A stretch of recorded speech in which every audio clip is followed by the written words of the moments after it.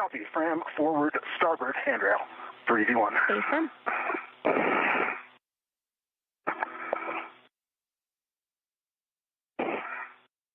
Jenny, I'm at the Port Utica. I see my APFR. Excellent. We see you there. That's the APFR in WIF 3. We'll have you retrieve it, stow it on your BRT.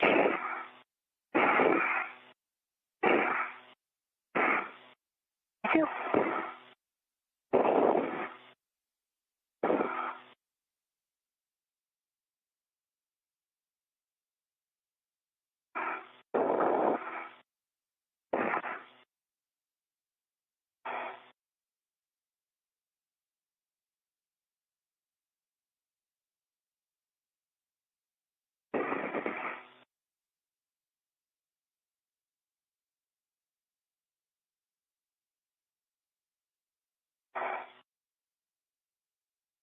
EV1 has attached the large hook of the AET external to that crew lock bag to the forward starboard Fram handrail.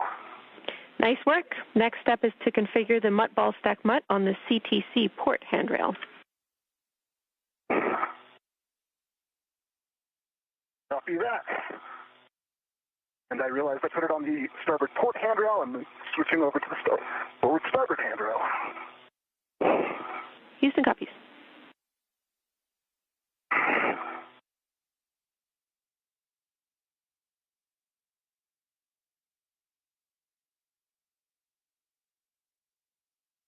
And here you're seeing a split screen view of our two spacewalkers today. On the left, NASA astronaut Chris Williams' helmet camera.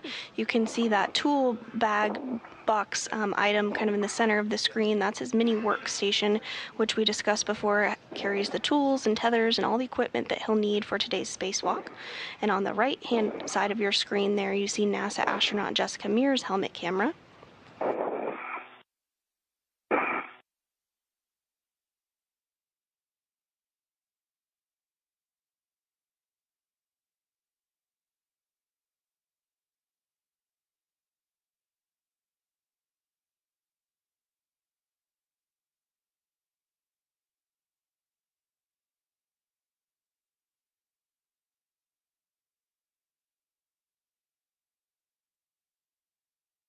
I've got the APFR on my BRT. Copy, Jess. You can translate down to ESP2 via the lab strut and the gap spanner. We'll take a double press of the port Cedar cart brake release and a poor man's fair lead on the lab.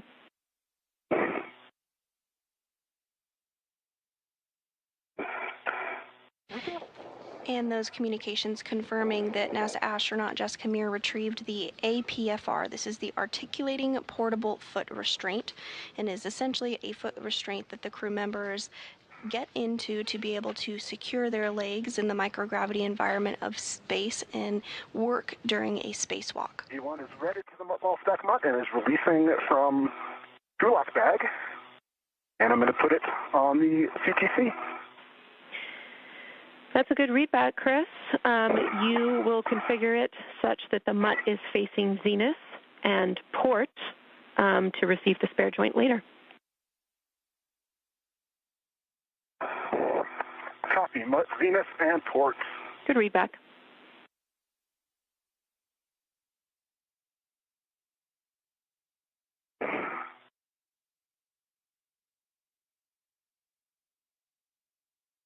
Okay, mutt ball stack mutt is locked, facing zenith and port. Looks great. Thanks, Chris.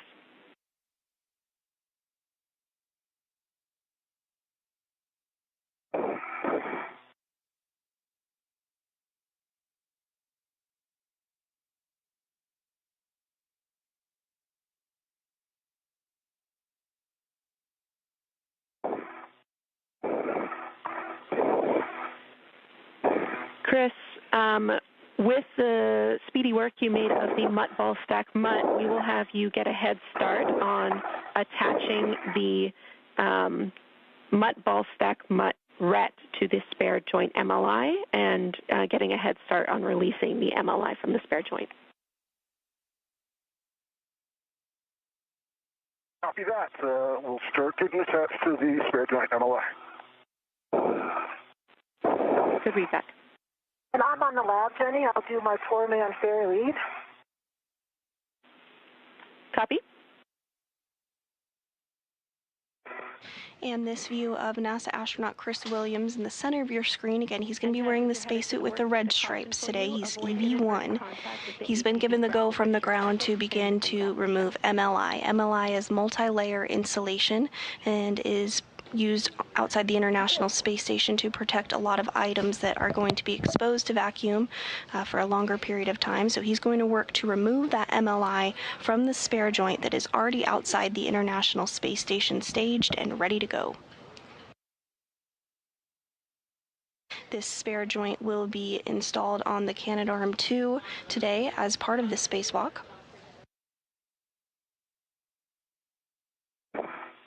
20 seconds to a short handover. Copy.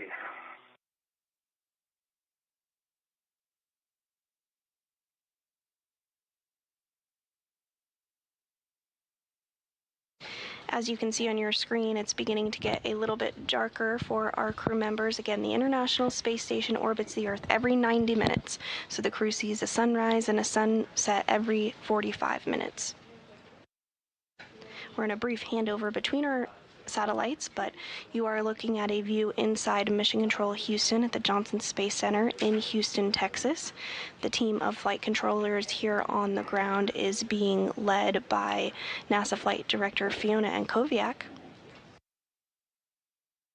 And today's ground IV, which is the prime voice that you hear communicating to our spacewalkers, is Canadian Space Agency astronaut Jenny Gibbons.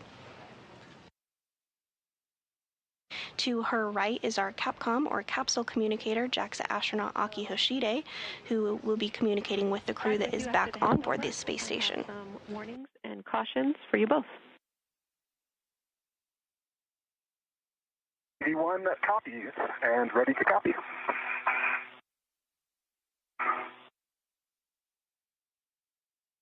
And EV2. All right, avoid electrical connectors, grounding tabs, and sensitive interfaces on the temp stow and primary FSE rings, and sensitive areas on the joints SLE and CLA. We're also coming up on our EDF work, so avoid pulling too hard on the EDF lanyards and side-loading the EDFs.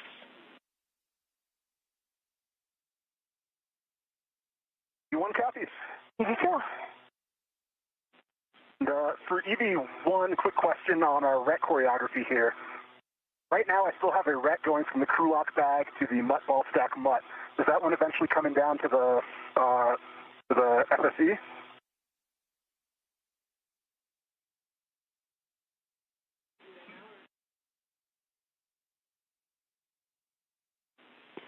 A-firm, you can put that RET on the FSE. Okay, in work. Jenny, I see my 4-man ferry lead does seem to be staying in place.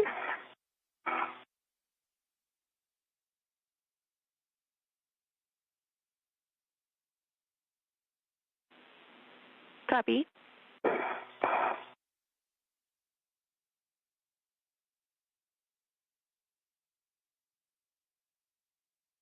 All right, Jessica, I see you coming down with your APFR. You're looking in a good configuration. EV2.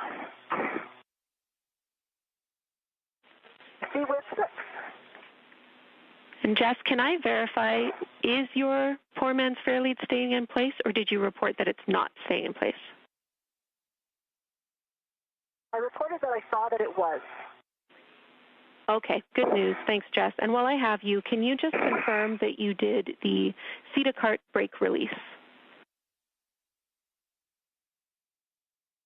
Actually, no, I did not. I guess I needed another reminder there. I did not do that brake release, so we'll keep that in mind for the way back. That's fine. It was precautionary. We'll catch it on the backside. We'd like you to continue getting to the work site and getting the APFR ready. See.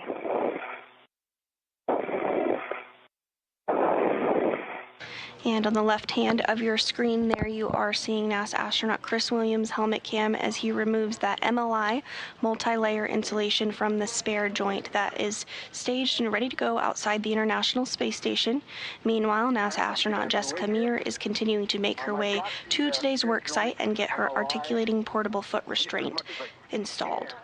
I think I might need to go around to the other side to get the Velcro on the back of it. Okay, copy. It is attached to, we have a ret going to the D-ring out and adjustable from the ball stack mutt. One end of that adjustable is attached to the tether point on that. Copy. And Jenny, I'm going to put this at a clocking of 3. Affirm, clocking of 3. Would you like your additional settings? Not quite yet. Okay, copy. I can confirm clocking of 3. And nice work, Chris. You can translate around ESP2 to the aft side of the spare joint. Copy. Heading around to the aft side.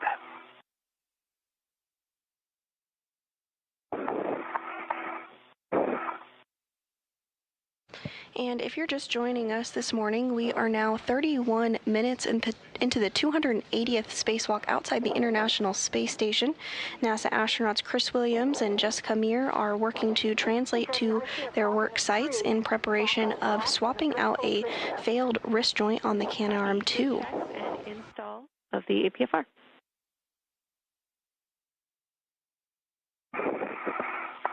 Jess, your next task is to continue with the stowage of the MLI on the ball stack mutt. Sounds like Chris got it tethered for you and potentially released the quarter-turn fasteners. Once he can release on the aft side, you can bundle the MLI using the adjustable.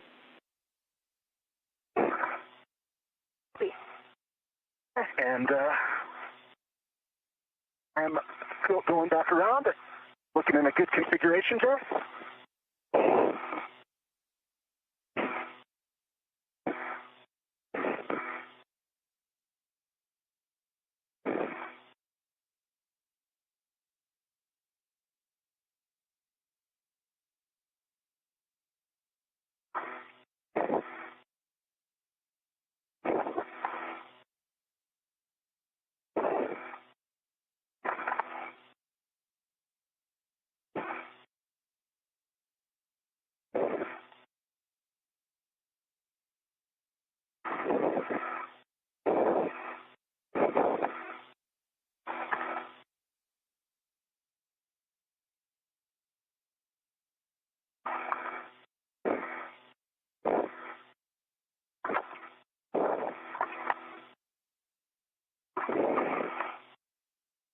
At this time, the work site is successfully set up and prepared for today's spacewalk. Williams did remove that MLI or multi-layer insulation from the spare joint.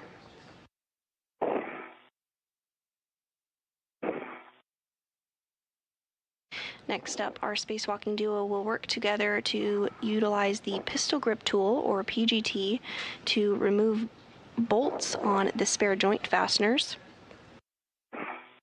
And this spare wrist joint will then be temporarily stowed while the duo makes its way over to the Canadarm2 and does some work on the end effector. And Chris, we also see you getting in position to assist with that MLI, and then you'll be positioning for the joint drive bolt. Copy.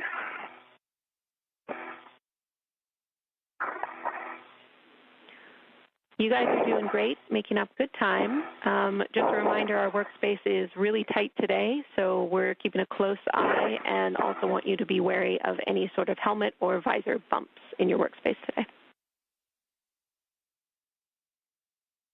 If you want. Me too.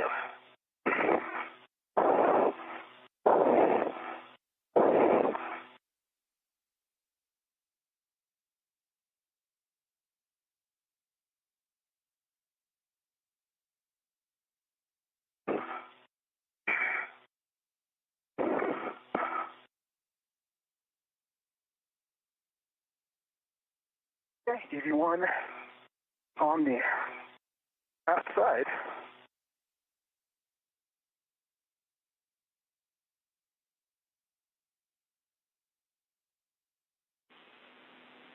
Copy.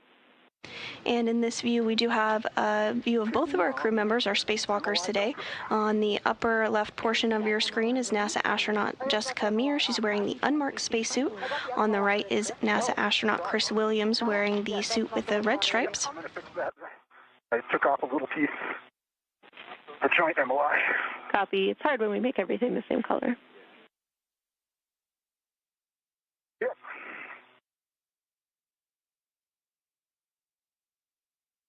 Okay, that MOI that I unvelcroed is velcroed back down. Copy. And again, you're looking for that joint drive bolt, and your first action will be to press the button and move the drive handle to EVA. Okay, stand by. I'm going to get into a geared body position here. Sounds great. And Jessica Meir does have that MLI, that multi-layer insulation that was removed by Williams, now tethered to her. Williams is going to get the pistol grip tool configured to be able to release bolts from the spare wrist joint there that you see in the center of your screen. Eventually, this will be installed on the Canadarm2 as part of today's spacewalk. Copy, working on my BRT.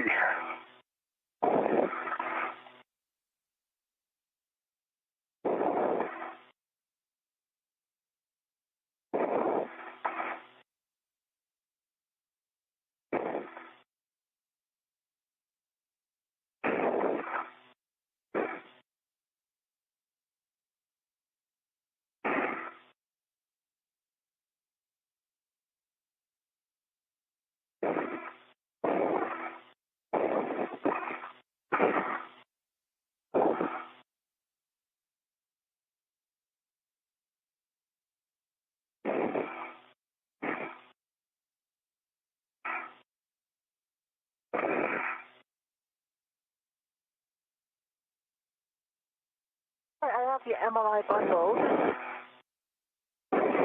Nice work. That looks great to us, Jess. You can tend it above the CTC and take the square scoop from the mutt ball stack mutt.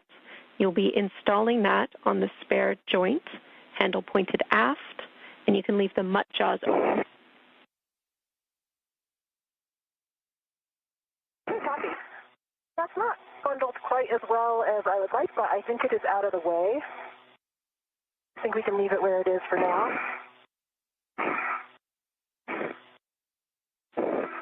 I'll work on the scoop. Copy, and we are happy with that MLI config. Thanks, Jess. Right.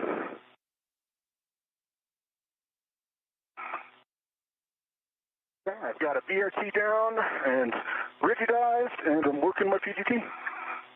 Copy. Let me know when you're ready for settings. Go.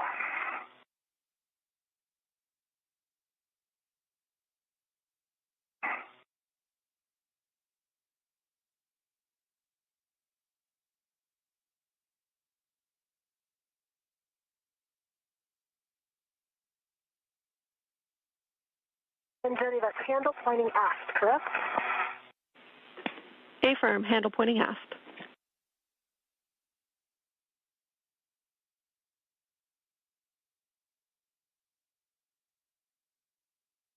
You may have heard the acronym BRT.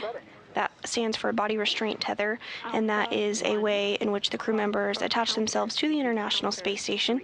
The crew have a variety of different hooks and fasteners and tethers that they use to make sure that they are always securely attached to the space station or equipment aboard it. Display is reset.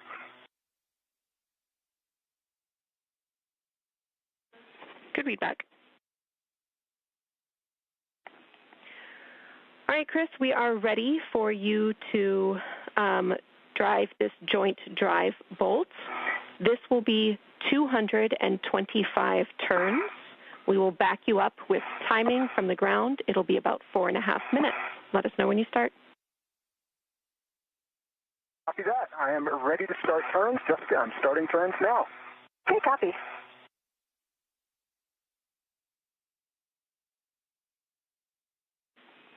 And Jess, when you are able, we will take a visual check on the direction of the joint drive. We're looking for counterclockwise from your perspective. And this view from NASA astronaut Chris Williams' helmet cam as he utilizes the pistol grip tool to release those bolts on the spare joint on the International Space Station that will be installed on the Canadarm2.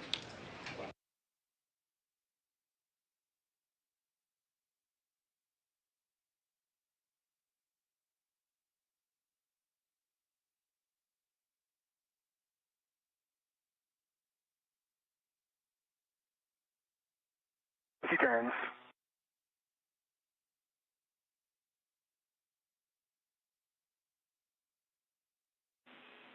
And from our external cameras, we are actually able to verify good motion. So, Jess, we no longer need that check from you, and we are comfortable waiting for the scoop install until after the bolt if needed. Okay, yeah, I can confirm that motion right now as well, moving counterclockwise from my perspective. Excellent. I am going to pause with the scoop because I don't have anywhere to put my right hand, and it would basically, my right hand would be near the mechanism that's turning. So I'm going to wait with the scoop. That sounds great to us, Jess. We're learning a lot about this work site today, so no problem.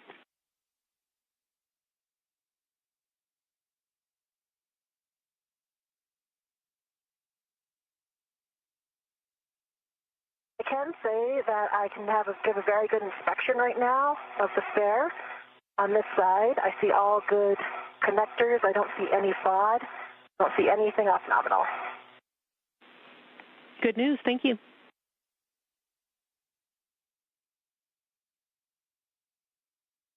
Turning much more slowly than I anticipated.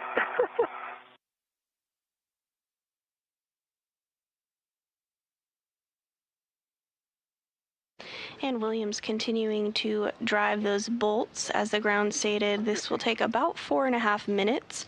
Doesn't always take this long to drive bolts during spacewalks, but this is a particularly long bolt. Okay,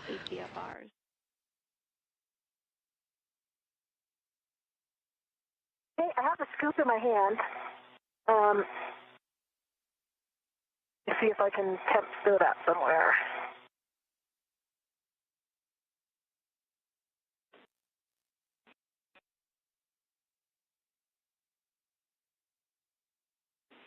Yeah, and we can have you wait too, Jess. That's totally fine. We're over halfway through this bolt.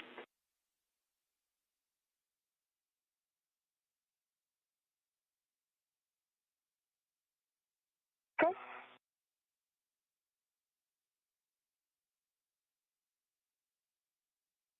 $200.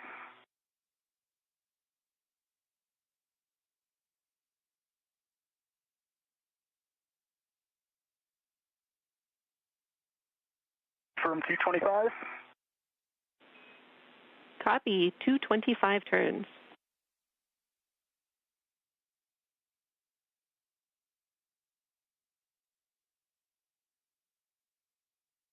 All right, we got 225 turns. Copy. Good turn count. Thanks so much, Chris. You can stow the PGT. And I can read it. I can see, wow, Chris. I can report negative 69 degrees on the dial. Looks exactly right. Great news. Wonderful eyesight. We love it.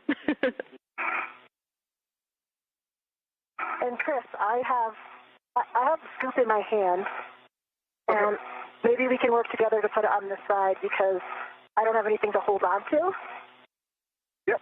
Stand by one. Let me just, while I'm here, put this joint drive bolt back to motor before I forget. Copy. A-firm, that is your next step. Back to motor. Okay. Joint drive is in motor, and the button's popped up.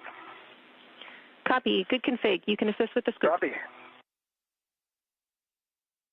Some happy reports from the team here on the ground following those 225 drives by the pistol grip tool done by NASA astronaut Chris Williams. So you can see on your screen there helmet cams from both of our spacewalkers today as they work together to help get this spare joint removed.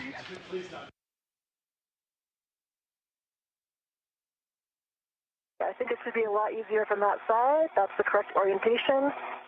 And I will start looking at the APFR. So Jenny, first I'm going to move Chris's from 5 to 4.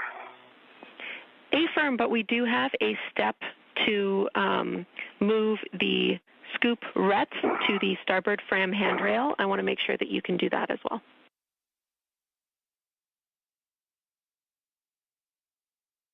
Okay, copy. Okay, scoop is on and locked. It's the handle pointing aft. Okay, well done. I will grab the other end and get the tether on the starboard handrail. Copy. And the jaws ended up closing, so I will reopen them. Copy. I'm release the ret from the scoop. Oh, no, these are ret. Firm. Okay, I'm going to release this end. Sorry, yep. Yes, this is the intent of this is that it is the tether for the spare once we remove it, so we are just tethering it to the fram.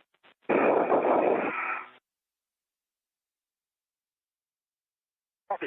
Yep.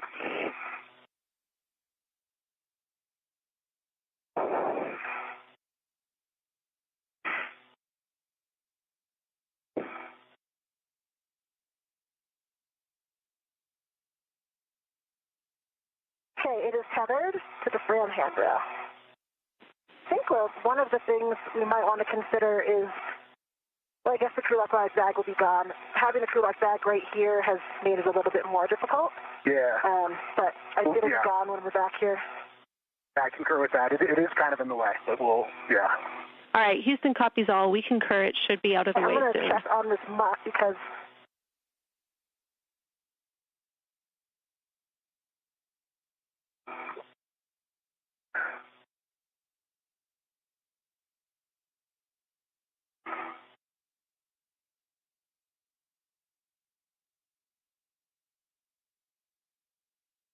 And if you're just joining us this morning, welcome. We are continuing to cover the 280th spacewalk outside the International Space Station. We're 47 minutes into today's spacewalk. Today's spacewalk is expected to last about 6 hours and 40 minutes. Our spacewalkers today are 2 NASA astronauts, Chris Williams, who's completing the 2nd spacewalk of his career, and Jessica Meir, who is completing her 5th. Bravo 7. And I'm looking at the access to the mutts. I think I can get, we were worried about access to number 1, I think, right? But I think there's plenty of clearance. That's a great report. Thank you. And yes, we were concerned with the wobble. Can you verify with the orientation of the scoop right now?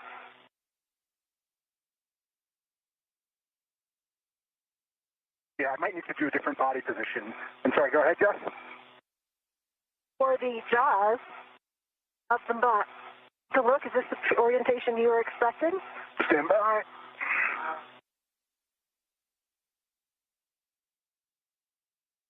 Oh, sorry, I can't quite see. Yeah, I think this makes sense for how the scoop is. This is going to be able to attach to the scoop handle. The only problem is you might want to put the ret on the other side of the scoop. So take a look. Jaws are going to close around the starboard side, and the ret is there. Let me do that. The scoop is locked, so I can do that. Concur? Concur.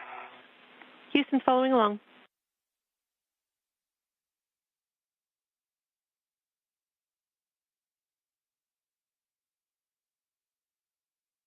Right, this MDSU is rather inconvenient.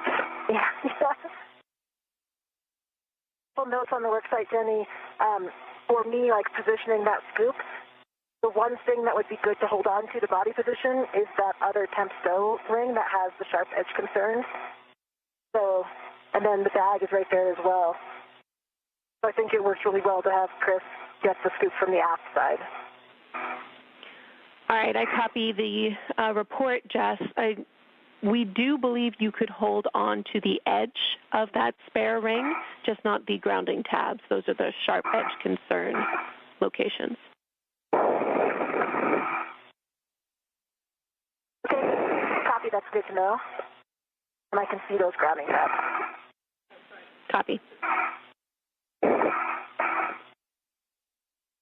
And the main task of today's spacewalk is to replace joint number 5 of the wrist joint on the Canadarm2, which malfunctioned during May 27th normal operations. An elevated motor current was experienced and the arm did not move as expected. There is a spare joint on board the International Space Station that Mir and Williams are working to release as we speak that will be installed into the Canadarm2 today.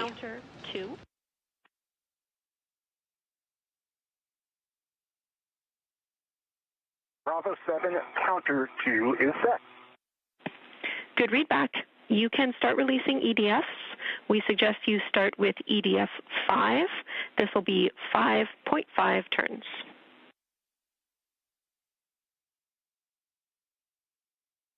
Copy. EDF 5, 5.5 turns. I see it, and I'm briefing and getting that in work.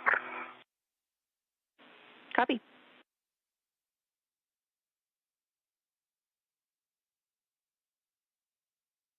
I have a ret on the APSR.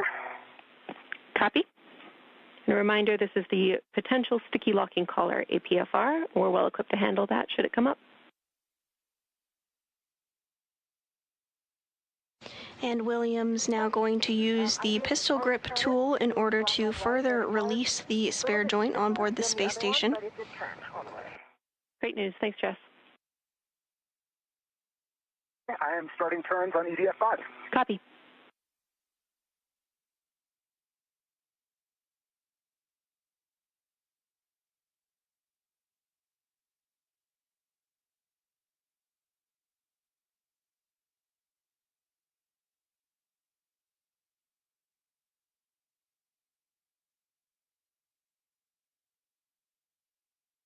That's 5.5 turns on EDF, and started pulling out when I took the PGT off. That's a good sign. Copy. 5.5 turns on EDF 5, and it started pulling out. Confirm you can pull it all the way out with the lanyard.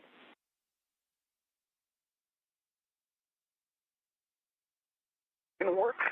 Lanyard's a little bit twisted. Let me see if I can get my hand in there. EDF 5 is fully extracted. All of the retaining tethers are good. Looks like the bolt at the top did come a little bit loose, though. Okay, we copy, and it does look like it's popped out to us, so that's a good config.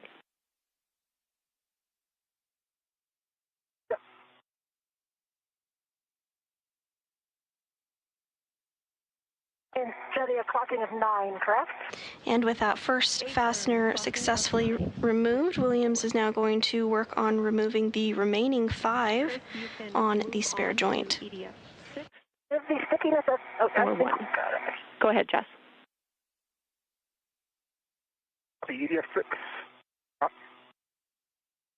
I have a black on black and a good pull test, but I'm not passing the phone port twist.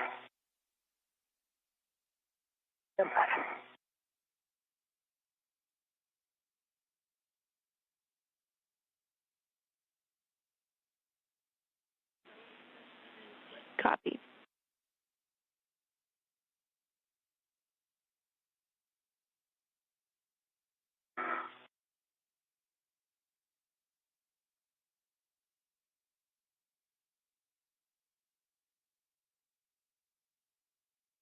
I'm starting turns on EDF 6.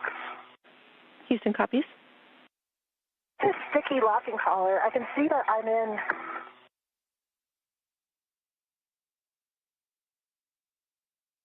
I think what's happening is it's not going to black on black. All right, we copy. And now that I'm in the whiff, it's not running all the way to...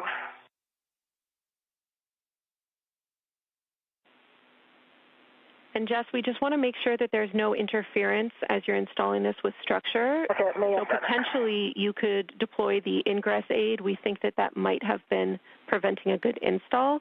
The locking collar might be a separate issue.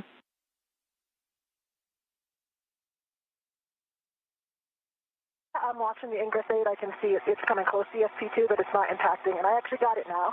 I have black on black clocking of 9 and a good pull twist test. Okay, excellent. Your other settings are Fox Fox Charlie 6.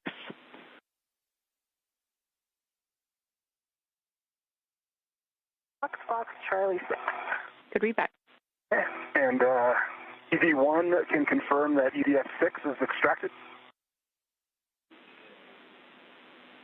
Copy, EDF6. And same thing on EDF6. It does look like that nut at the end. It does look like that nut at the end unthreaded a little bit. All right, we copy. Not a concern, but EDF6 is extracted. You can move on to EDF1.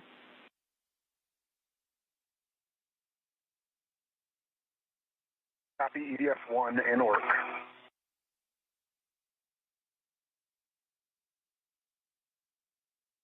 Williams continuing to make good progress in removing the fasteners from the spare joint outside the International Space Station.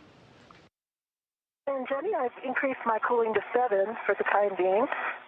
So I think with this one, I know that we thought it had the collar. I think it's actually the pitch knob, my old nemesis, that is very sticky.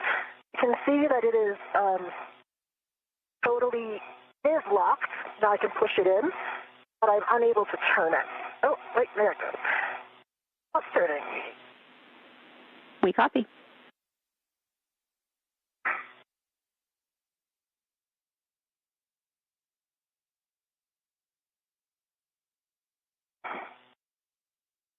And meanwhile, Jessica Meir is working to remove the articulating portable foot restraint from the worksite interface structure on board the International Space Station and get that installed, where she will be utilizing it today.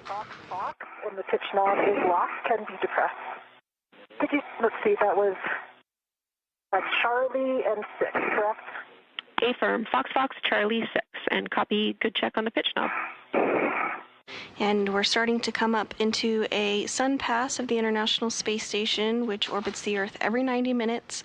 So we'll see a sunset and sunrise every 45 minutes throughout the duration of our spacewalk today.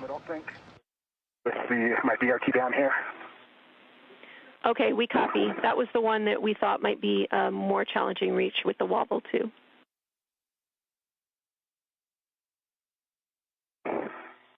Yeah, if you had the shorter one, I think it would have been doable.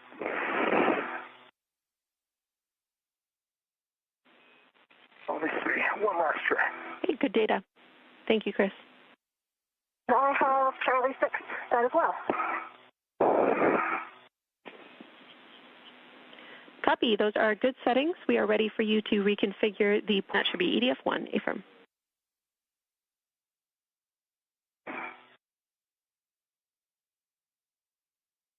Five and a half turns. Copy, 5. Jenny, I see that this handrail that I was planning on using for a lot of actions, which is just on the front face of ESC2, just starboard of my ATFR, does have a handrail clamp on it. So does that mean I cannot waist tether to it?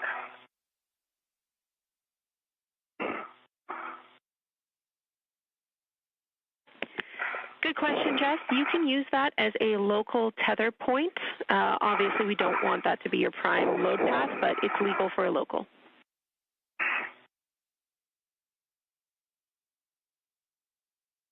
I copy, legal for a local. And also for BIT. Affirm.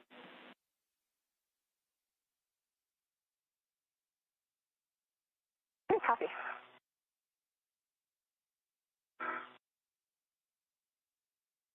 Okay, Jenny, I've got those 3 EDFs, 6, 5, and 1 released and pulled out. Copy, 6, 5, and 1 released and pulled out.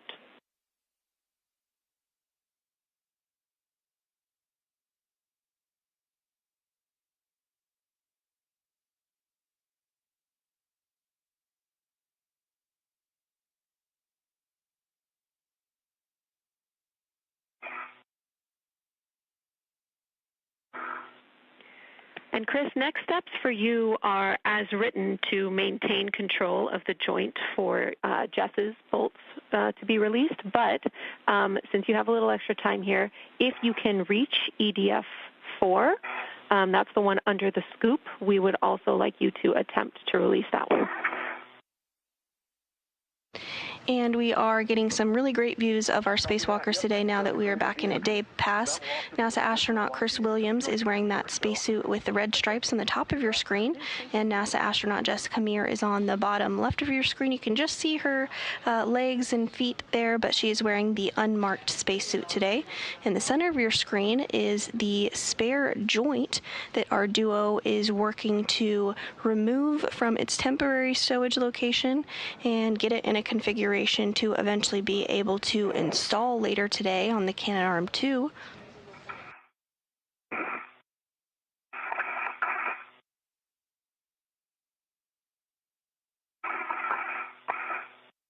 We've just surpassed the 1 hour mark in today's spacewalk. The crew is continuing to make good progress and is running about 20 minutes or so ahead of the timeline. Today's spacewalk did begin at 7:20 a.m. Central Time, so we are 1 hour, 1 minute, and 30 seconds into the 280th spacewalk in support of space station maintenance, assembly, and upgrades.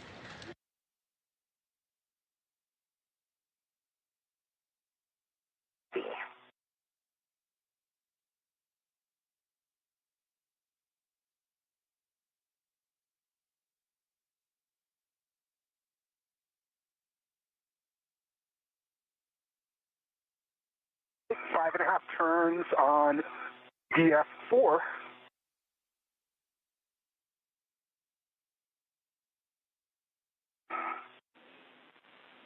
Copy, 5.5 turns, EDF4.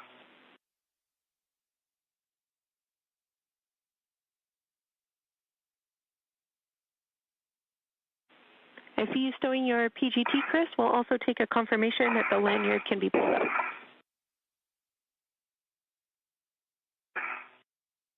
Yep, stand by. I need to, I think, get down there a little bit more to get in position for that.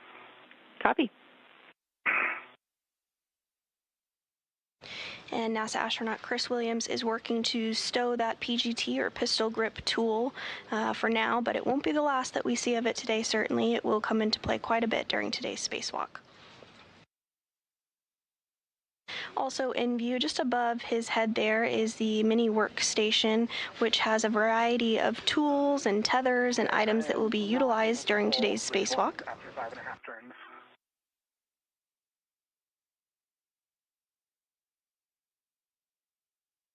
Came out a little bit, but not the whole way.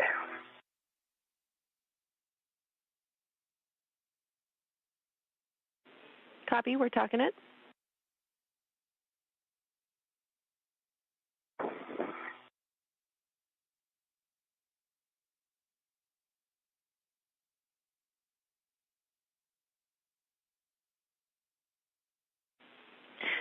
Chris, we would like you to try jiggling this EDF as you're pulling it out. If that does not work, we will move to doing an additional 2 turns.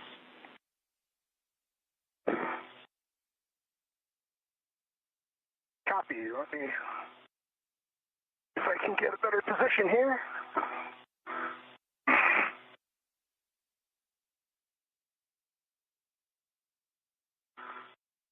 And Williams continuing to work through steps to release that spare wrist joint. Yeah, the scoop is kind of in the way for me to get a good hand on it. All right, my APFR is set in Lima 6. Copy. Good APFR settings. Thanks, you two. Now we will get Jess to reposition for releasing EDF 2, and the last EDF we'd planned for is EDF 3. So after EDF 2, let's just take a pause and make sure that Chris can maintain control of the spare joints. And I have consumables updates when you're ready.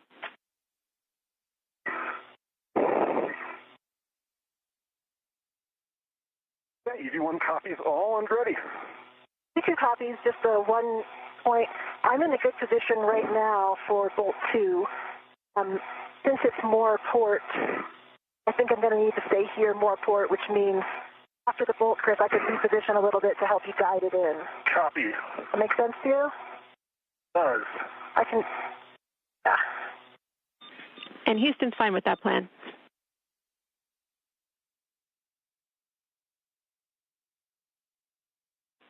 And if you've been following along, Williams has released several of the fasteners that are securing the spare joint to the structure outside the space station. And now Jessica Meir is going to work to release the remaining fasteners. You're both doing a great job. The limiting consumable is...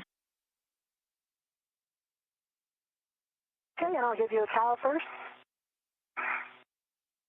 And outside of Jessica Meir's helmet camera on the right hand of the screen, we are seeing a view of the Earth below.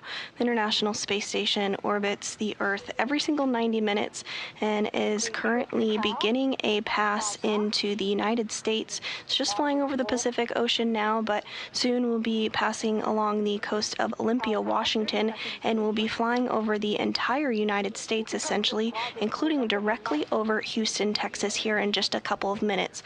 We'll let you know when we're overhead in Houston, but as of right now, the International Space Station is just currently over Olympia, Washington, and so here shortly, just a couple minutes from now, it will be over Houston. That's how fast the space station flies, 17,500 miles per hour. If you want to see when you can spot the International Space Station flying overhead, you can check out our app, Spot the Station, as well as our website, and you can enter in your location where you live and see when the International Space Station will fly overhead.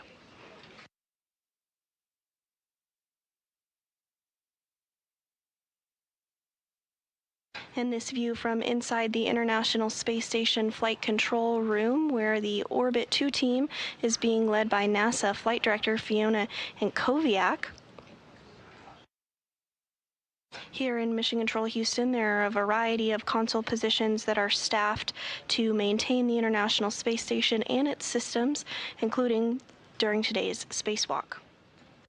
Today's spacewalk is the 280th in support of space station maintenance, assembly, and upgrades.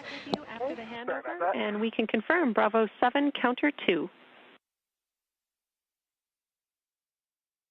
Bravo 7, counter 2 is set, and I'm looking for 5.5 turns. Affirm, and we have it down that this is EDF 2. I am on EDF 2. Copy. Okay, I'm starting turn. And as we regain some views and communications with the crew on board the space station, or outside the space station, rather, as they complete today's spacewalk, NASA astronaut Jessica Meir is completing the 5th spacewalk of her career, and she is currently working to remove some fasteners holding the spare joint for the Canadarm2 to the International Space Station that will be installed later on during today's spacewalk.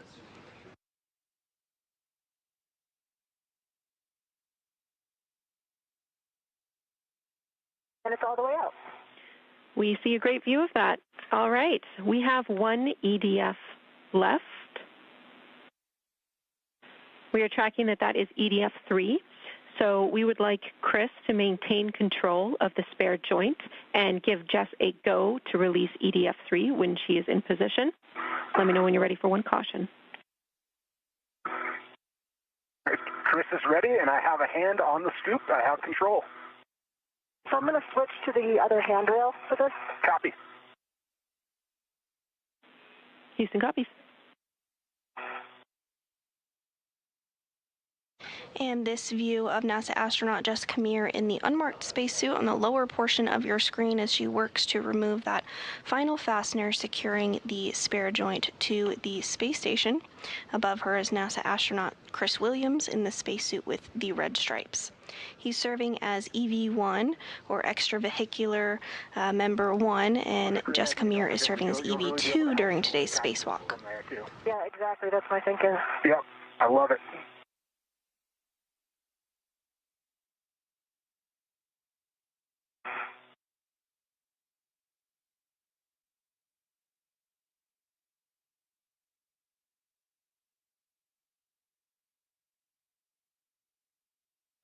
There's some space between the washers, but it is not pulling out. Yeah, I have that same Oh, there it thing. comes. Yeah. Oh, it's coming. All right. I think since it's the last one, it's a little bit side-loaded. Yep. I can see it moving. Okay. I'm going to... Does it look all the way out? I can't see it. It looks like it looks all the way out. I think it is as well. Okay, wait, before you pull it out, I'd like to fill my PGT. Yep. Houston's following along. Looks like I'm a guessing I may need a little... good EDF. We'll verify all of them are still extracted before you release that joint, and then you can work together to move it out of stock and stow it on the mutt ball stack mutt. I can't see number 1, but I can see 5 and 6 are fully extracted. And as our crew members continue to work on removing that last fastener securing the Canadarm2 to the International Space Station, here is a view of the arm where the wrist joint will be repaired during today's spacewalk.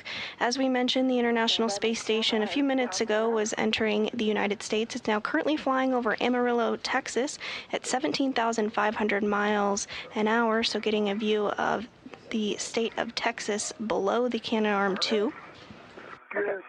Here in just a couple of minutes, the International Space Station will be flying directly overhead in Houston. So if you're in Houston, if you're on your commute to work, make sure you give the space station and its crew members a little wave. All right, I got it out.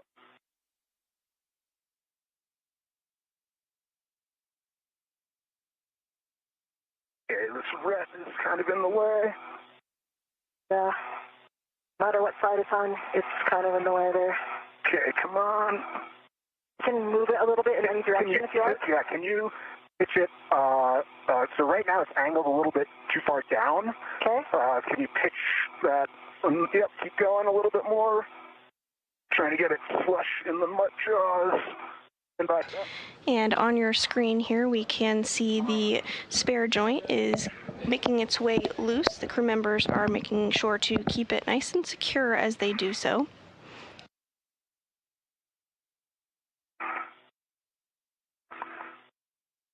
Use the tether point to kind of wiggle it a little bit to get these paddles out. Yeah, I can't hold on to anything except for like the edge of the front face here. Okay. So. Yeah, I think these paddles are not popping out. You just make sure. Okay. We got jaws closed, paddles out, and nope, not quite. Yeah, those There we go. Jaws closed, paddles out, and locked. Yeah, I see it. Copy. That is a great config. Good work, you two.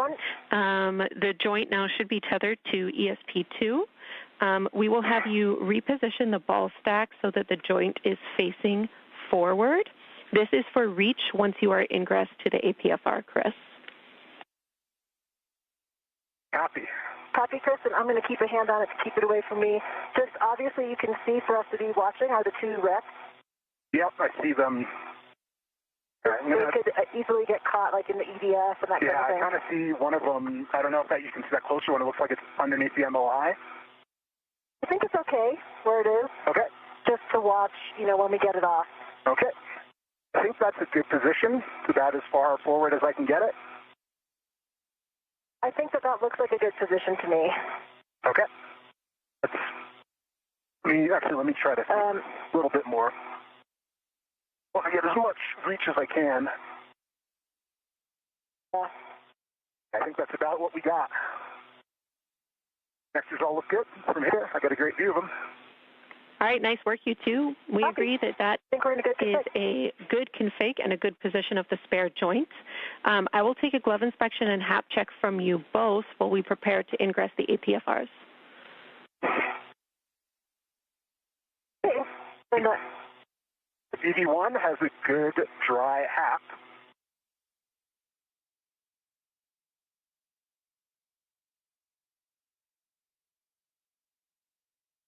And we do have confirmation that that spare joint was removed and stowed as expected temporarily while the crew continues the procedures in order to remove the old joint and eventually swap it with the spare joint. At this time, the crew is completing those buddy checks, the glove and HAP checks, ensuring that their HAP is dry, their gloves are looking good, all their tethers are as they should be, and their mini workstations have the items that they're tracking in them. Following this, the crew will get into their APFR, or Articulating Portable Foot Restraint, one of which NASA astronaut Jessica Meir removed from another location and brought over to be utilized during the next portion of the spacewalk.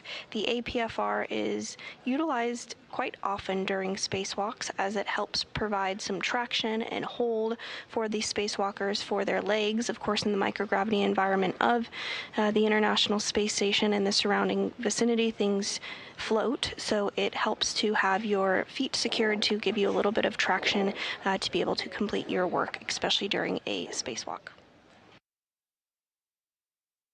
I have my BRT on it. I'll get it on my BRT. Copy, Jess.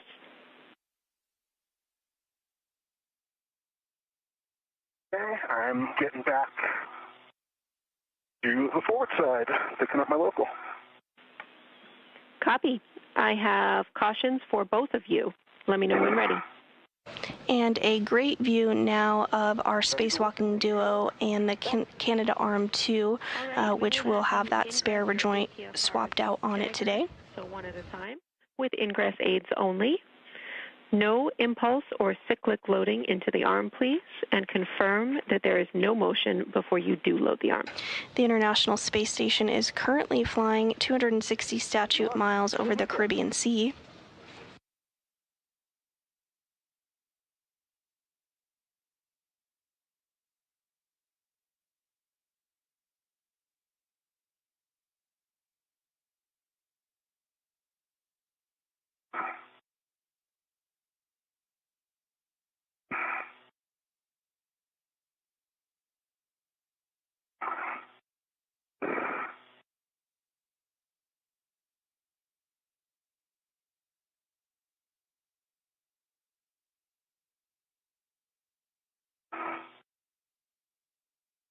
I've got the two-lap ride on my BRT, and I'll get ready to get into position for ingress.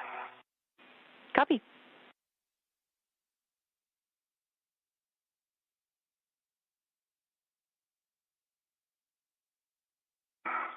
Next up for our spacewalkers is some preparation for the Lee cluster remover. The Lee is the latching end effector and is similar to the hands of the Canadarm2, and that Lee cluster does need to be removed in order to get access to the area where the joint is going to be replaced. It is joint number 5 that the crew is going to be removing and swapping out today. We suggest that you put a waist tether down on the CTC so that you can control your role in the APFR later on. And we also want to let you know we had to power off your HECA for a couple of minutes for thermal reasons. Copy that. And I'm working on my left waist tether on the CTC. Copy.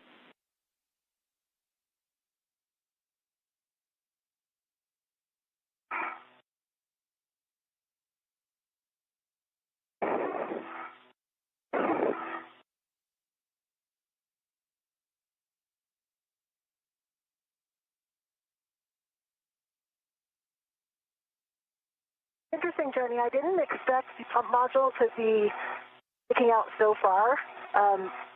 It actually, the front lip of it actually extends over my yaw pedal.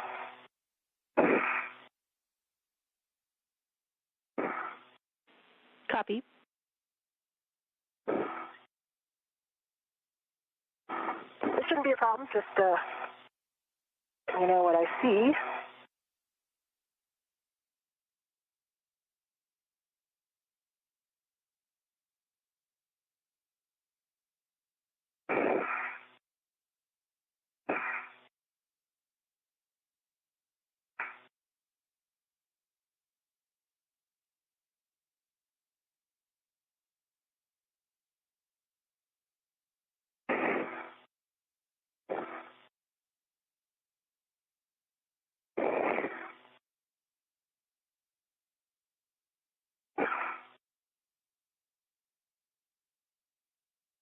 And Chris, I'm going to start ingressing. Copy, starting to ingress.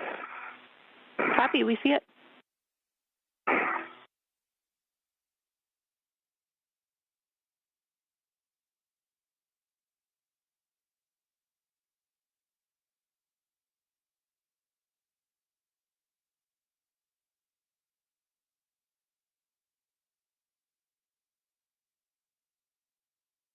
Okay. All right, so pin heels locked. Looks good.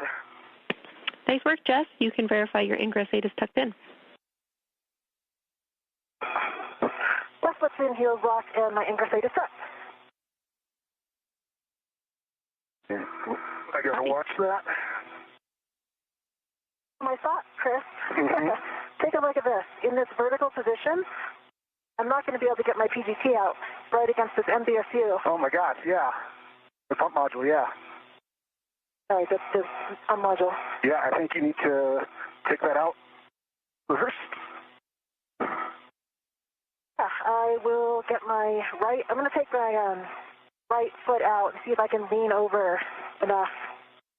Because I can't, I have nothing to roll against either right now. Yeah, you might be able to yaw your way, like if you yaw to your right, you might be able to make space. You think I can reach my yaw pedal? It's under the lip of that's also under the lip of the pump module. You see that? Yeah, I think you could. Yeah, you're like right up against that pump module. That's not what I was. Yep, you're on the yaw pedal right now. If you push your. I'm going to actually just try to do this. Yep, you're clear of it. You're clear. Yep. It's out. It's forward. Okay. All right, I'm going to ingress. Houston's following along. Great problem solving, you two. With the PGT out, Jess, you will be stowing that on the crew lock bag and also performing a socket swap. So putting the rigid socket from the PGT to the ERAD from the crew lock bag with a pull test.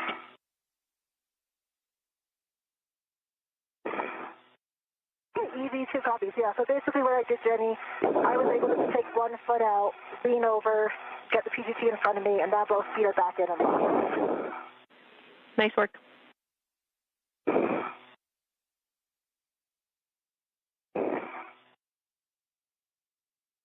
And we said, and we're going to start working on the ERAD, correct? A-firm, you are going to swap the rigid socket from your PGT to the ERAD. Okay, if you can give me a double check, Jess, I think I'm in. You look in. I can't quite see your heels. Got my heel in. Looks like they're in, yep. All right, I'm in. Good job. Looks great, Chris. Check the ingress 8 is Ingress tucked 8 in. is tucked. You got the check. Thank you. Ingress 8 tucked for ED1. Okay, you can verify your reach to the spare joint.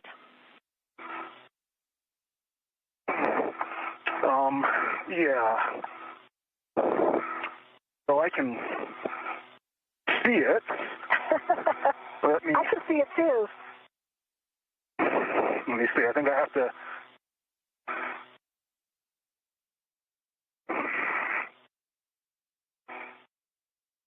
I can definitely feel the SC2 moving when you move. Yeah, I just need to take a foot out, I think. So if I take a foot out, I can get a finger on the tether point of it. Did I put a hook on that tether point? Copy. And Chris, you will be rolling your APFR 1 position closer to vertical, which is Bravo. Right now you're in Charlie, so you're in the forwardmost roll position. So that will also help with your reach. But that's great for us to know. Thank you. Yep. All right, I'm going to put my foot back in.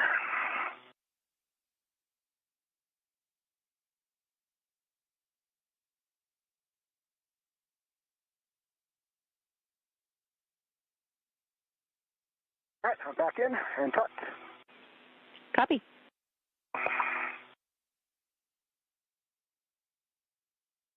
Yeah, I have the 2-inch on my PGT on my pit pin. Before I fully remove it, I'm gonna get the ERAD out. Copy.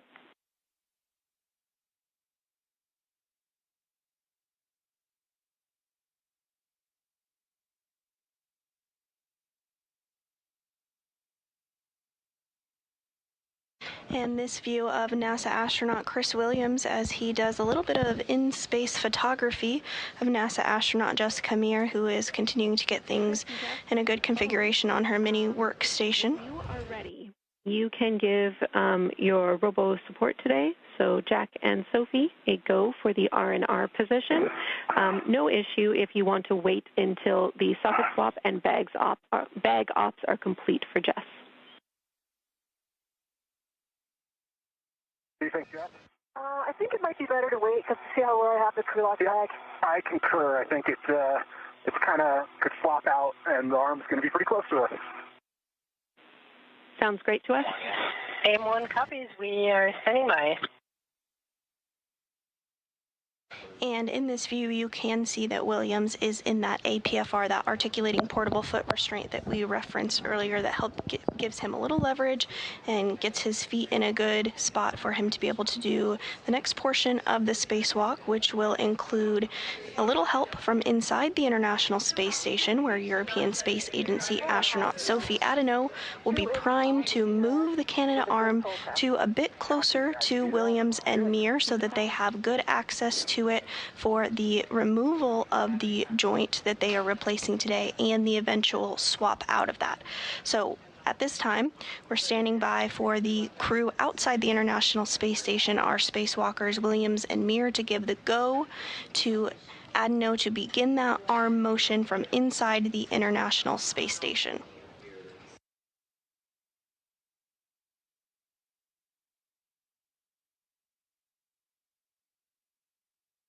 A second of downtime for our crew while they make sure they're in a good config for that. The International Space Station currently flying 260 miles over Brazil. Yeah, do you want to put it on the handle? Exactly. Copy. Good pull test. We'll also have you stow your PGT with the ERAD on the crew lock bag. Let me know if you want words on tethering. Okay, that's right. It's the ret that was on the mutt. Affirm, it is the external small ret. It was on the mutt ball stack mutt. Okay, I don't see. I think we must have taken that off. So when you've deployed the mutt, detach that one. That one was supposed to stay. Okay, Yeah, because right now we have I see one ret is going from the mutt to the, that was supposed to be the one that stayed on the bag. Okay, sorry, I thought I asked about that one, and, okay. All right, well, let's, So what about the ret that I just used that has the ERAD, the pit pin ret? Yeah. Coming out of the bag. There's also the integral ret that's on the outside of the bag. Houston's preference is the pit pin ret. Copy. All right.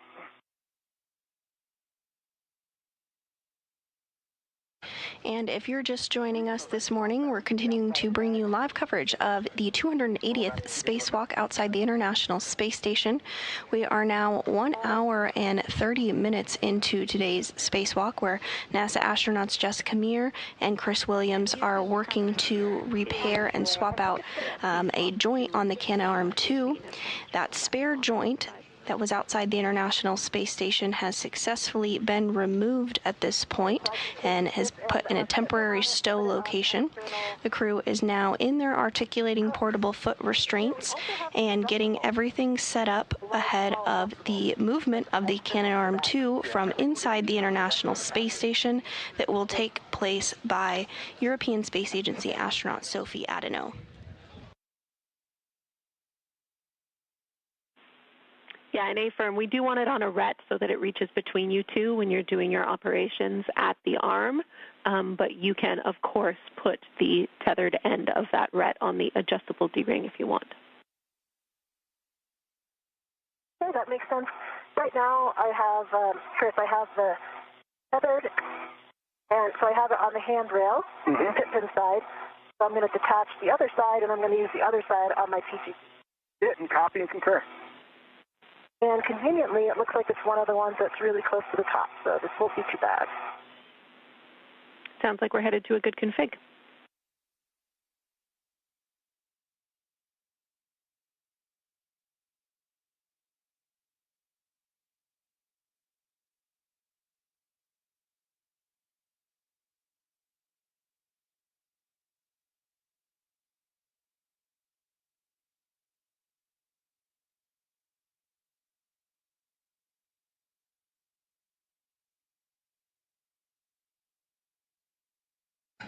Getting good views from both of the crew members' helmet cams here, respectively, of one another, both in their articulating portable foot restraint.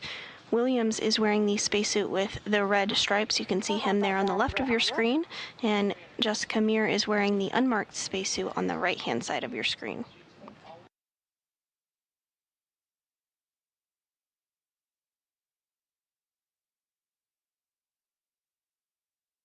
And Jenny, just a reminder, I'm putting the hook that I released from my end, that goes down to my swing arm, on my right bunny ear, in case I need a reminder on that. Copy. We'll track that. Thank you.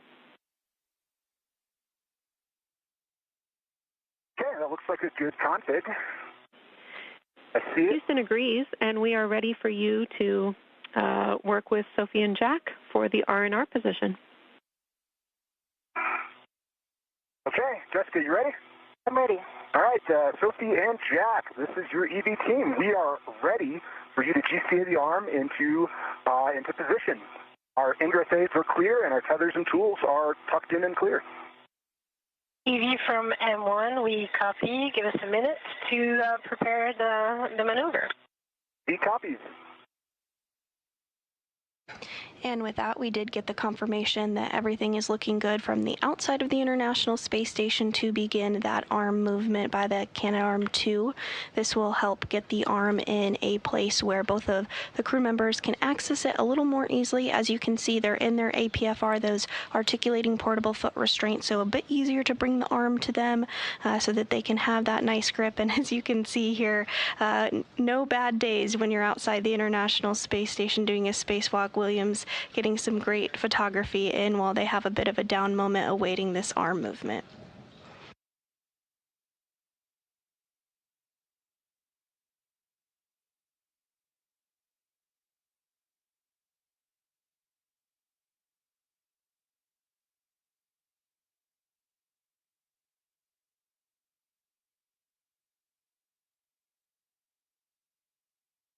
EV from M1, we are ready for the motion of the arm. He copies. We have good visuals of the arm and good visuals of arm clearance. You are go to start motion. Go to start motion, and we'll let you check the clearance of the tip, please. Yep, just watch your And you can see the Canadarm2 beginning to come a little bit closer there on the top of your screen there. That, again, is being controlled from inside the International Space Station by European Space Agency Sophie Adeno. NASA astronaut Jack Hathaway is also helping to support those maneuvers. I'm watching the clearance here of the spare joint as well. That might get a little bit close. We're a third of the way. Copy. I have a good view of that, Chris. Copy.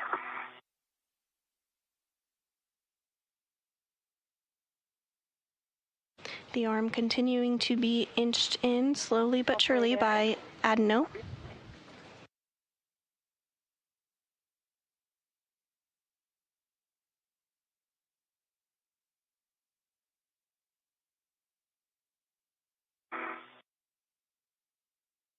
Almost there.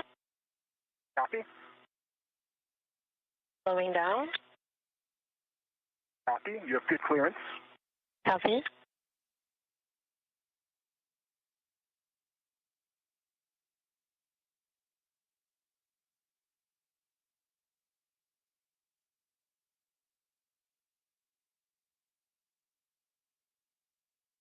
TV from M1, we are at the published R&R position. Brakes are on. You are go to verify and assess the reach. The copies, brakes are on, and we are going to do a reach assessment. 82 copies. I can tell you that this is well out of my work envelope for reaching the joint on scoop 7. It's like several feet above my head. Yeah. I can reach the scoop on joint 6, and I actually think I could reach all of the EDF on joint 6 from this position, and possibly the mate demate with the ERAD, but I'll have to put a bolt on there to actually see because I can't see it. Copy that. Yeah, I have a good access to the scoops on 5 and 6. 7, I will need to roll to each. That's a little bit out of my envelope. I might be able to if I took a foot out.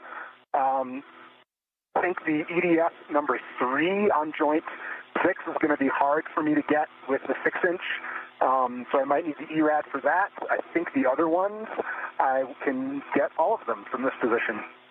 Okay, so... And following some excellent maneuvering of the cannon arm 2 by Adeno, we now see the arm is positioned perfectly between our 2 spacewalkers, NASA astronauts Chris Williams and Jessica Meir, to gain access to that joint in order to swap it out with the spare joint they've since removed from the International Space Station, now 1 hour and 37 minutes into the 280th spacewalk in support of space station maintenance, assembly, and upgrades. You know how the arm is like canted towards you? Towards me, yeah. Yeah. So that's what's going to make it difficult reach because I'll be getting close, like Jenny had said, to joint 6. Yeah. I can lower my workstation so that that's not in the way. But, I mean, if you can, I can show you where the scoop is. Look at can you see where my ERAD is? I can see your ERAD, yeah, I can see that. It's at the tip of my ERAD up here. The other thing we can do that might be helpful, this will make it harder for me to reach ERAD, number 5 on joint 6, but we can come a little bit towards you also. I don't think you can come toward me very much because of joint 6, because of that angle.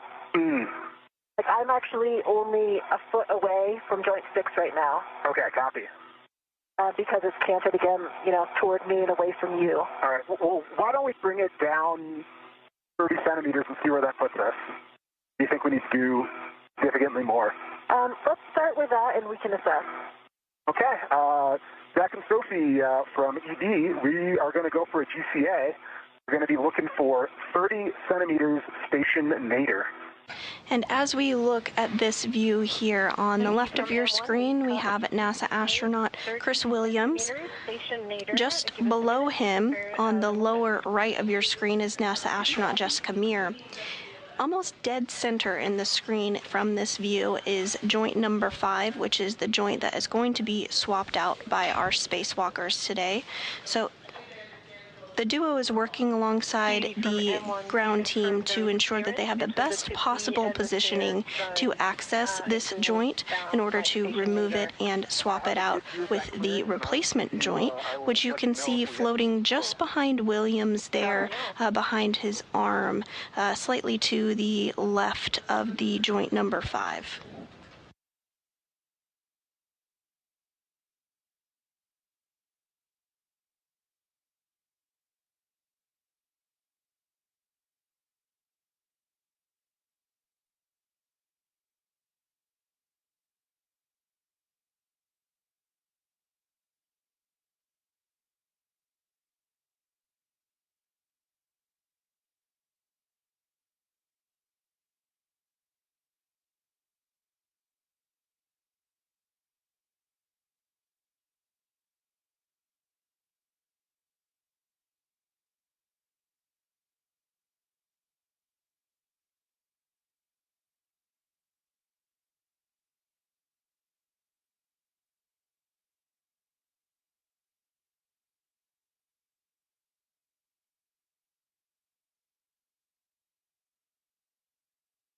ED from M1, we are ready for the motion. Are you?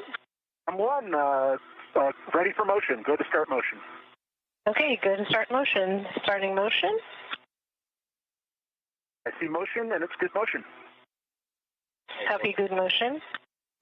And Adeno now moving the cannon arm slightly to better position it for access for the swap out of joint number 5. Ramping out. Copy, ramping out. Still a bit high, but maybe if I take a foot out, I think I might be able to just reach it. Okay. But I also want to make sure, that's what I'm going to be holding on to. Yeah, that you can get a good... So, I'm thinking about how it looked in the pool, and I think it was still further nadir than this. It's going to, of course, start making things more difficult for the EDF and the teammate. Stevie from M1, we did the motion of 20 centimeters. We could give you a little less than 10 more. Yeah, we can do. You want 10 more, Jessica? Yes. Yep. Let's continue 10 more centimeters. Copy. Starting motion for 10 more centimeters. Station NIDER. Copy. A bit more adjustment of the arm in order to get it into just the right place to ensure that both crew members have access to all the points that they will need to swap out that joint. Up there. All right, ramp out. Ramping out. I think that will do it. I'm gonna have to, actually try to touch some things here and see how it goes. Yep, I think this will work for me as well. I may need the ERAD for number 6 on joint 5, but we'll see how it goes. Copy. I'm just gonna adjust my TCB. Okay. Yep. So we're ready for brakes and to do a reach eval. M1. Copy. Standby 1. So right now we have the brakes on, and we need a couple more steps. We call it GCA complete. Yeah, GCA complete for now. We're going to do a reach eval, and we'll see what we can do. Copy. Then assessing your reach. Houston EV2 is at a TCB setting of 2.5. Houston copies. And Houston EV1 TCB of 3. Houston copies.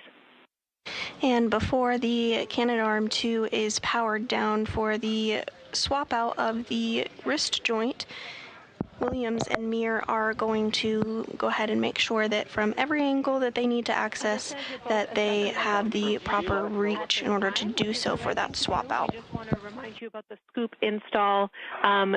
Hopefully the new positioning of the arm, a little more nadir, helps you access that joint 7 micro square while keeping the 6 EDFs in your reach chest. But we are ready for the scoop install as you're doing this assessment or after. EV copies. And M1, just to confirm, brakes are on. We're good for reach assessment. Yeah, confirmed. Brakes are on, but the arm is not saved. But first, the initial assessment of your reach, yes, you are go. Brakes are on. EV copies. Do you want to go ahead first, Jessica, and get some hands-on? Yeah, I can touch EDF1. On joint 6, I'm talking now. I can touch EDF1 and EDF2, and also EDF6. Definitely the limit of my EDF. Okay. And I can touch the EDFs 5, 4, and 3 on joint 6, and I can touch 2, 1, and 6 on joint 5, and I have a good reach to all of my microsquares. Copy. The joint 7 microsquare is still a little bit out of my reach, but I think I'm going to be able to get to it, especially if I take a foot out. Okay. And mate, G-mate, I cannot. Can you see it? Yeah, I can not. But if I took a foot out, I might be able to.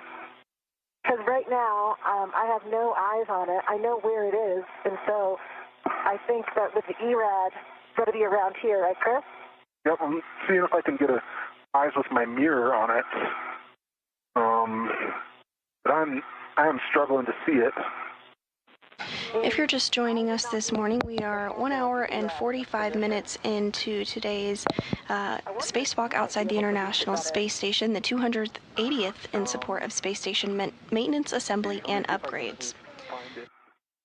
Thus far, our spacewalkers, NASA astronaut Chris Williams and Jessica Mir, have successfully removed the spare joint from its location on board the International Space Station and have temporarily stowed it. Forward position. Additionally, the Canadarm2 has been maneuvered into place by European Space Agency astronaut Sophie Adenau from inside the International Space Station. Now, Williams and Mir are working to confirm that they have access to all the proper areas that they will need to begin the removal of the joint that is no longer working as expected, ahead of swapping it out with the new joint. Yeah, I'm not able to see it. It's a little too angled away from me. Okay, is it pointing, like, do we expect it to be pointing more toward me? It should be, actually, because since the whole joint 6 is canted this way, it should be also. Yeah, I think from the other position, so I think it would be a good idea for me to get the scoops on, and then that was the idea, Jenny, before, but weren't we also going to assess my reach for joint 5? I actually am not that worried about my reach for the EDFs in joint 5. Yeah, Jess, we I think it's going to be are fine, comfortable with the reach assessment that we've heard so far, and we agree that the joint mate demate bolts will be more accessible for the other position. We would like you to install the scoops now, please. Okay, copy. Thank you.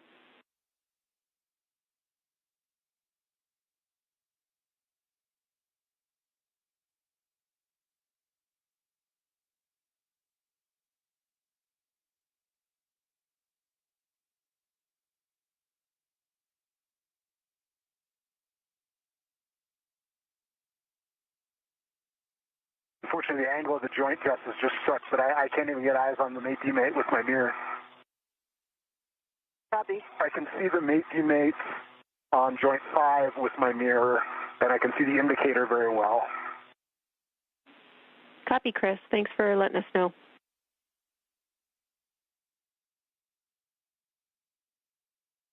Hey, Jenny, I know that we talked about the scoop on joint 7. It's going to be handle nadir. Affirm. And as the International Space Station begins to start into a night pass, you can see behind NASA astronaut Chris Williams there the separation from light to dark. We call that the Terminator line. And just behind him is a little bit of the full moon. Scoops out. They're still redded. Copy.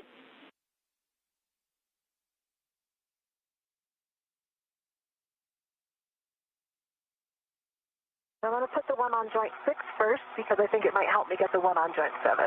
Okay, that sounds great to us. Keep in mind that we had planned for this handle to be pointing aft in zenith, so toward the lee, but this is the one where you thought a different position might work better.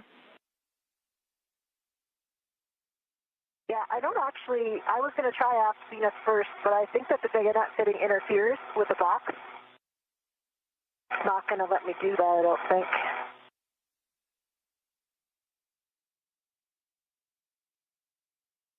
Now I have it directly zenith. The bayonet fitting is actually on top of the box. Oh, which part I mean, where the little radiator box is. It's not on top of the radiated material, but just the MLI. I'm not sure it's going to fully install in this position. Okay, we copy. Yeah, I think I might have the same issue on mine.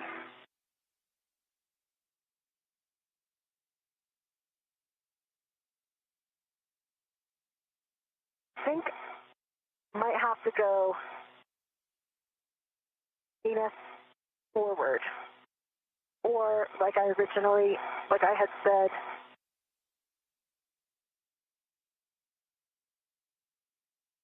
get it back and capture.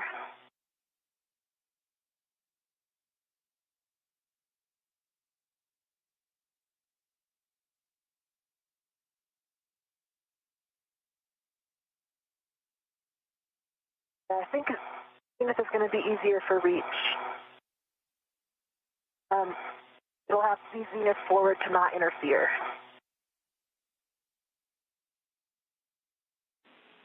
We copy.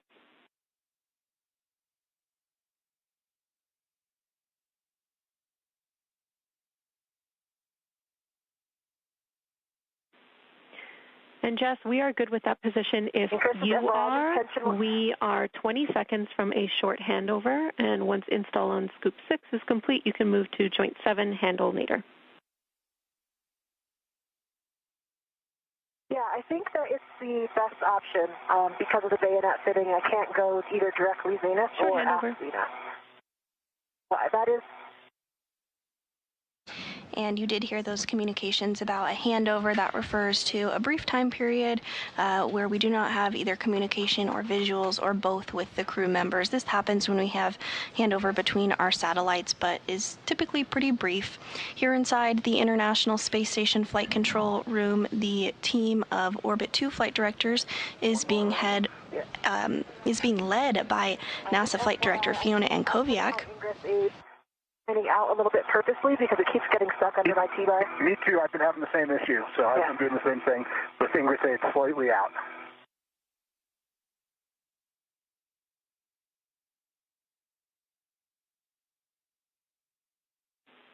Houston's back with you after the handover.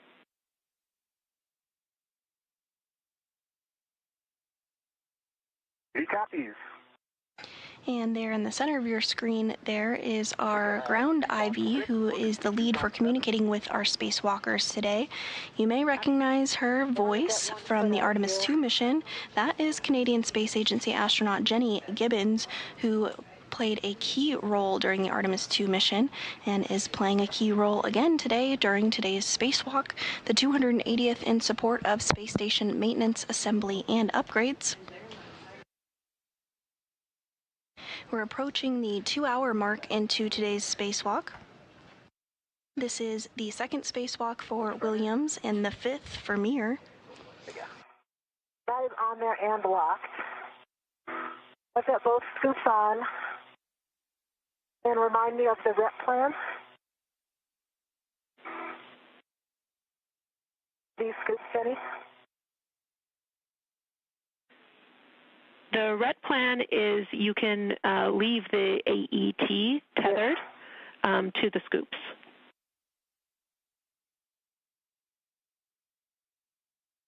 Okay, and I'll remove the RET to the bag. A-firm. You'll be removing the RET to the bag. After you do that, you can hand off the whole crew lock bag or just the scoops to Chris. Chris will be installing his scoops and also stowing the crew lock bag on the boom tether point.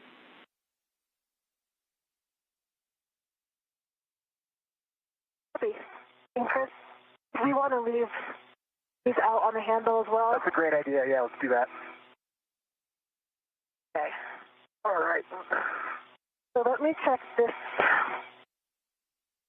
Rep to the PGT is not, it's blocked out right now, so let's get this in a better config for you. You think under or over is better pass? Stand by. I think over. Yep. Okay. So right now I have my BRT right on it, and it's on this end of the handrail. Copy that. And get it off my BRT.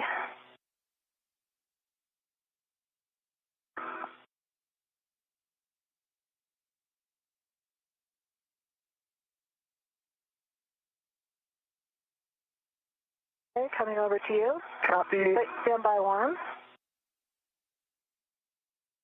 I still don't have a handle. Okay, don't pull yet because I have one more hook to remove. Copy.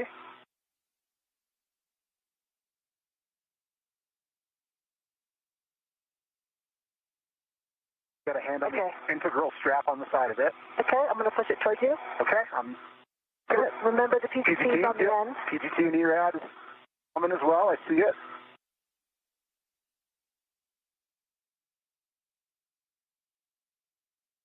And we just had a good view of NASA astronaut Jessica Meir handing over the mini workstation as well as that pistol grip tool that has been utilized throughout today's spacewalk over to NASA astronaut Chris Williams. Okay, it's on the tether point. I'm going to release your BRT rep. Copy. I'm ready for it. Nice work, you two. Okay, there it is. Coming back. Oh, it's not locked. I mean, it's not unlocked. There it is. Not going to retract. Jess, we see you with that red batch. Once you're all cleaned up, you will be rolling 2 clicks station forward to Juliet for a continued reach assessment.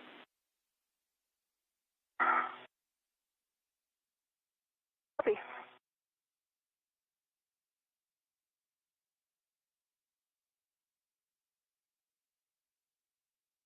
Okay, that's in work.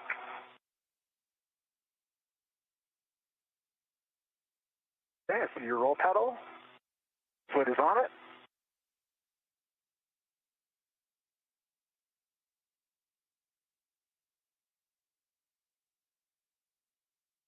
Okay, I think you need to push the pedal a little bit more down.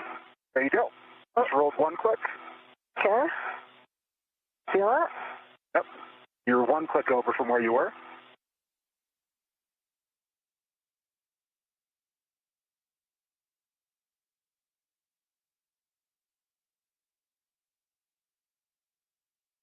So you're over one click.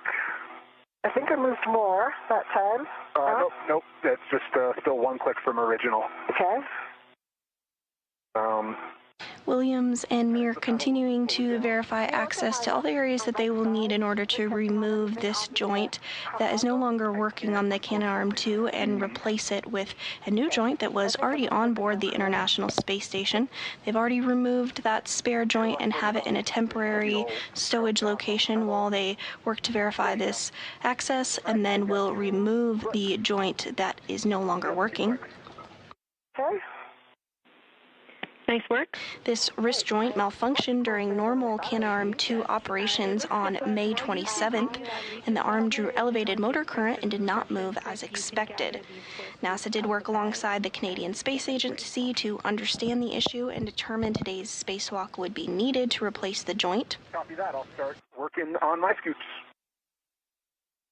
The Canadarm2 launched on April 19, 2001 on Space Shuttle Endeavour and was installed on April 22, 2001 by Canadian astronaut Chris Hadfield and NASA astronaut Scott Parazynski.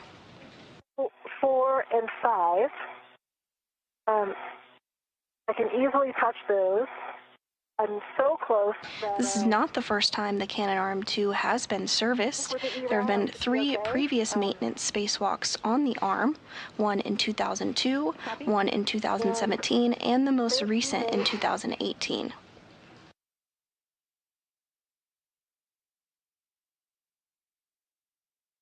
Repairs to robotics like the Canadarm2 are normal and expected after more than 25 years of continuous operations, and the system was designed with replaceable components and planned maintenance in mind. Copy that. Keeping that ERAD in position. And then the only another option for me would be to roll one more click to my left. Then I think I would be able to see that even more easily. That is not a bad idea. I was thinking the same thing for those if we really are struggling that we could go one more roll. I see where the teammates are. I think I'm touching them right now on joint 6. But given the angle, I can't actually see the bolt itself.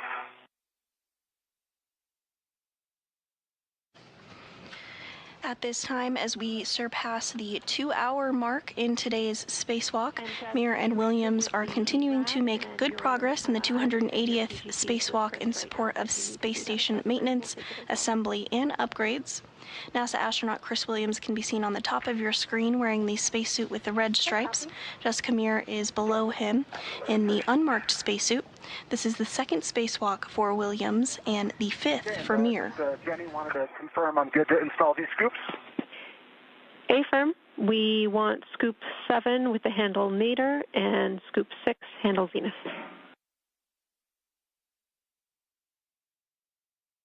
Venus 7 Nader, copy.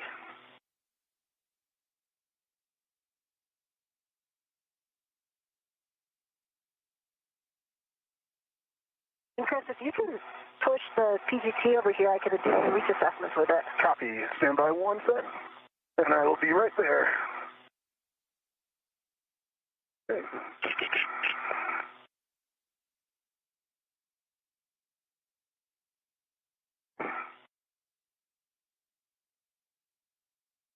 Okay, I have it. You have it? All right.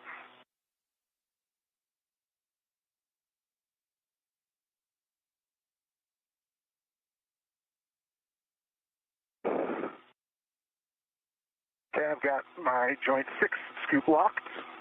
Working on joint 7, Scoop. Copy.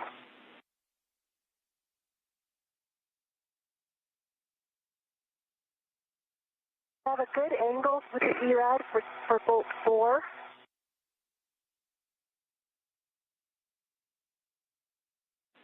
Houston copies.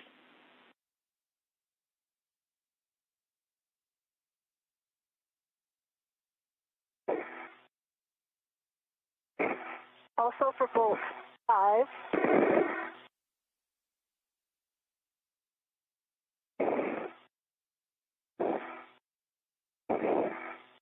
And for bolt 3.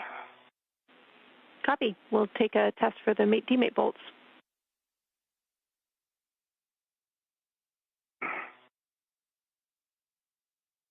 And as you can see from this view on your screen, there is a socket that has been placed on the pistol grip tool in order to gain better access to the bolts that need to be removed in order to gain access to the joint 5, which is the joint that will be replaced today.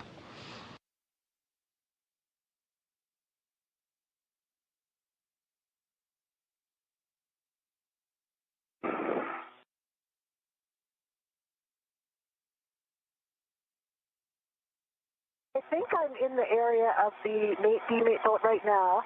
Chris, do you think that if you were able to get more forward, you could... Actually, I think I might try that roll because I can't see it. Okay. Unless you can see it. Not great. The mate-demate is right. Should be right near it, right? Yeah. Either here or here. You're right in the spot. Yeah. I can't see it with the shadow, or with the lack of light. Let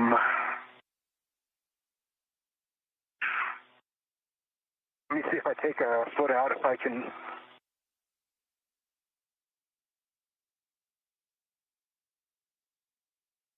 I have a pretty good position with the ERAD right now.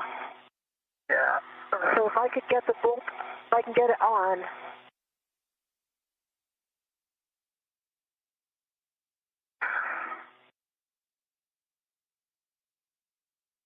I mean, I might be able to roll over one. All right, let me take my foot out and see if I can lean over and see it. Yeah. The foot I can get a lot closer, but I still can't. Kind of in a shadow right now. Okay, I see it. Williams and me are working together to make sure that they have good visuals on the joint before working to remove that. It's all the way flush. Okay, yeah. This is the bolt. I'm on it. There are a series of bolts that they want to have good eyes on in order to properly release that joint. I think if I roll one more, it might be easier. See about like 6. Can you pull the bag over to you a little bit? It's in my... Yep. Stand by. Pulling the bag. Got it.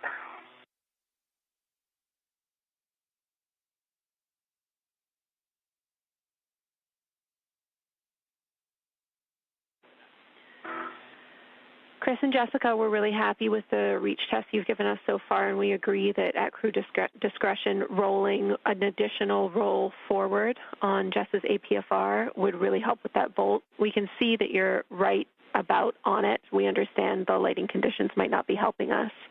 But right now we're just trying to assess whether we are ready to power down the SSRMS to continue.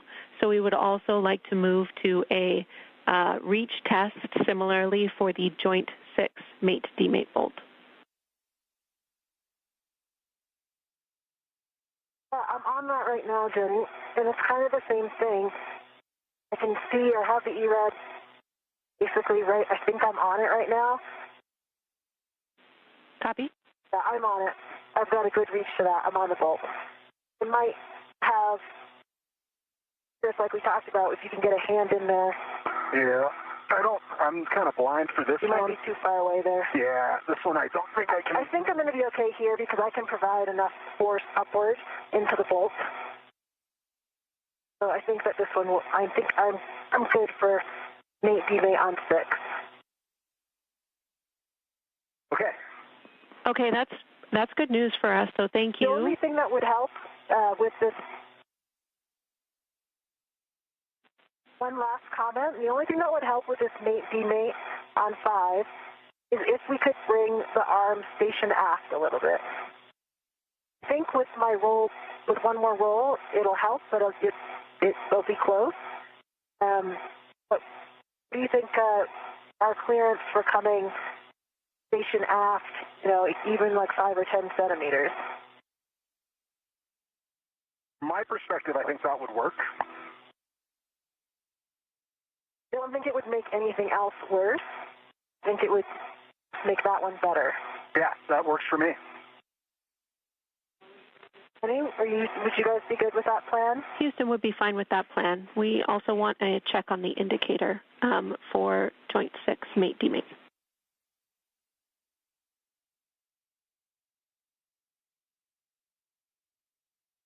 NASA astronauts Chris Williams and Jessica Meir are continuing to evaluate their visuals and reach in order to begin the next portion of today's spacewalk, which will be to release the Joint 5 from the Canadarm2 and swap it out with the spare joint that they have already grabbed from an area of the International Space Station.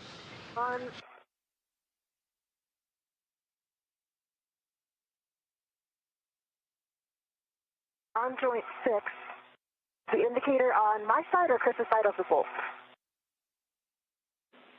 Chris's side.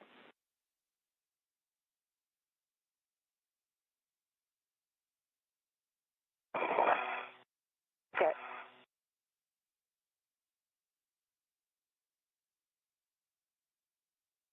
She's on my side, and I see it. See it? Yep, I see it. Okay. Here, it's better that it's on my side. Yeah. The one on Joint 5 is on Chris's side. Joint 6 is on my side. So, yeah, I think...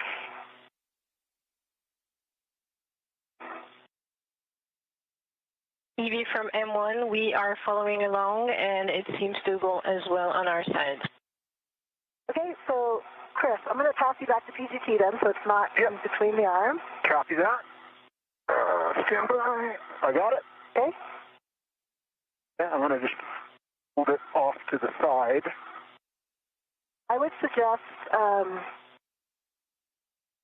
starting with 10 centimeters, and then I would call the stop early if I wanted to stop early. Okay, you have this GCA address. Okay, copy. Stand by 1 and speak to.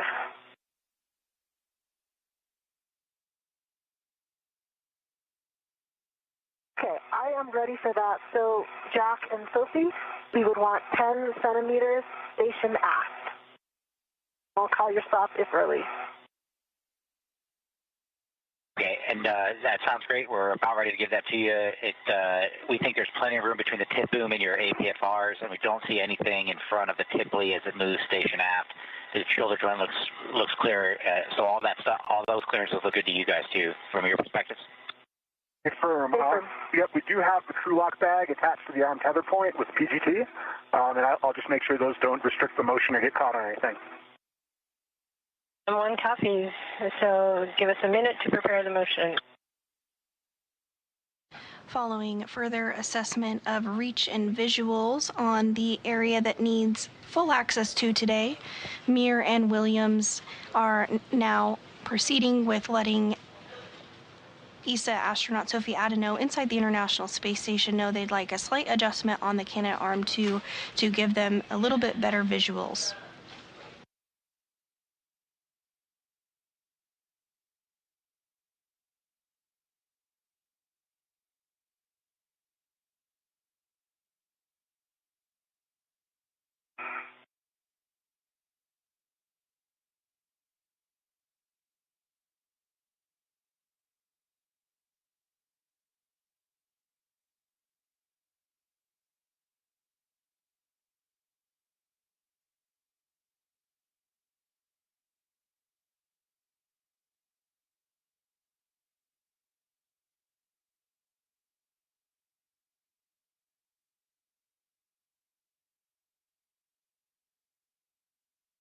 TV from M1, we are ready for the motion. Copy, and I've got this one, so you are go for motion. Go for motion and start your motion in 3, 2, 1, starting. Motion continue. And continuing. And a little bit of adjustment taking place there in the location of the Canadarm2, as you can see on your screen. Got good view of the bolt and the indicator now on joint 5, and I think that it has not affected my view of the mate demount for joint 6. So I think we are in a good position. Yep, I concur. And hearing good call-outs from Mir that little adjustment might have done the trick, better views of the access point that they need. Feel free to continue your assessments. Brakes are on right now. Copy, brakes on. I'm going to pass you back the PGT. 1 second, I'm going to just make sure I can still touch all of these.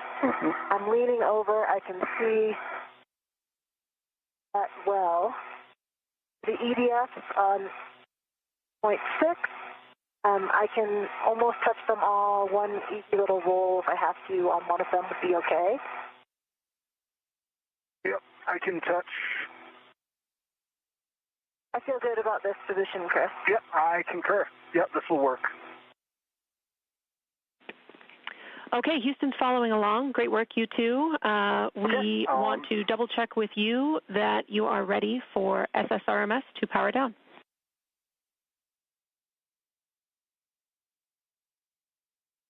I'm comfortable with SSRMS power down. How about you, Jeff? I concur. Okay, ED is good for SSRMS power down. M1 copies, and I understand that it's also GCA complete, and we are going to save the arm. He copies.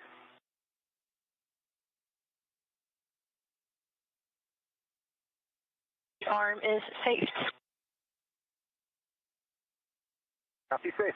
Copy, the arm is saved. We will take the power down from the ground. We are going to wait for the joint 6 mate demate bolt until the power down is complete. But, Jess, you can ready the PGT with the ERAD. This will be the joint 6 mate demate bolt.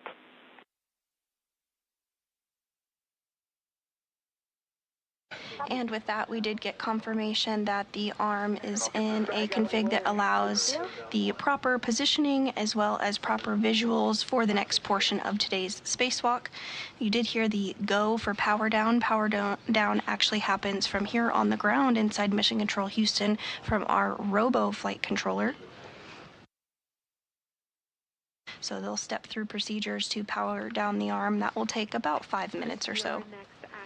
Will also involve your PGT for the EDF on Joint 6. Copy, yeah, I'll get my settings set. Choose a third hand for this ERAD. Yeah.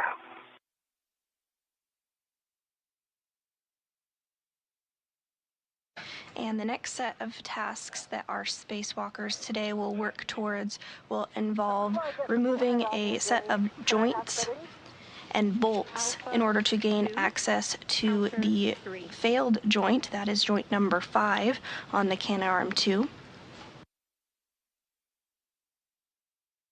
Once they have access to joint number 5, they will work to remove the joint and then swap it out with the spare joint that they retrieved earlier today. We are now 2 hours and 15 minutes into the 280th spacewalk in support of space station maintenance, assembly, and upgrades. I think I'm in a good position for that now with the ERAD aligned in the correct orientation.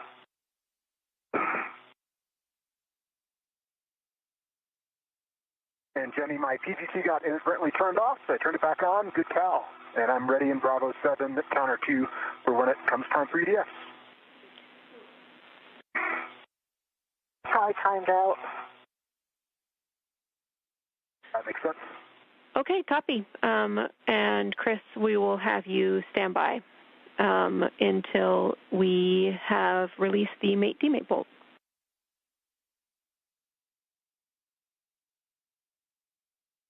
B1, copy all. Are you saying that's a go to release it, or are we still waiting? We are still waiting. Okay, copy.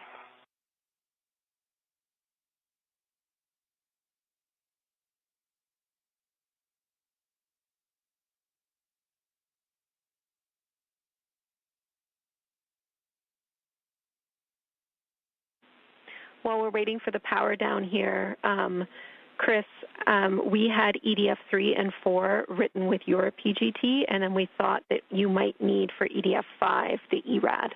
Do you agree? Yes, I agree with that. 3 and 4, my PGT will work. 5, definitely need the ERAD. Jessica might also be able to get 5 just as easily. I'm not sure. 5 I can easily get. Yeah, that's the one on the, yeah. Okay. This one right here. 5 on joint 6. Oh, on joint 6. That's good to know. We'll keep that in mind when we get to it. I'm not sure if you can or not, but no. I can't even see 5. I can just see 6, 1. But, yeah. See 6, 1, and 2. Okay, yeah. Then I can take 5 with the ERAD. Copy all, you two. SSRMS is powered down. So with that, Jess, you have a go to release that joint 6 mate demate bolt. This is 35 turns at the bolt, 70 turns on the ERAD at the PGT. Okay, Jenny, I'm going to count turns on the PGT, and I'm going to try to get lined up here. Copy. We'll expect 70. That's 70 turns.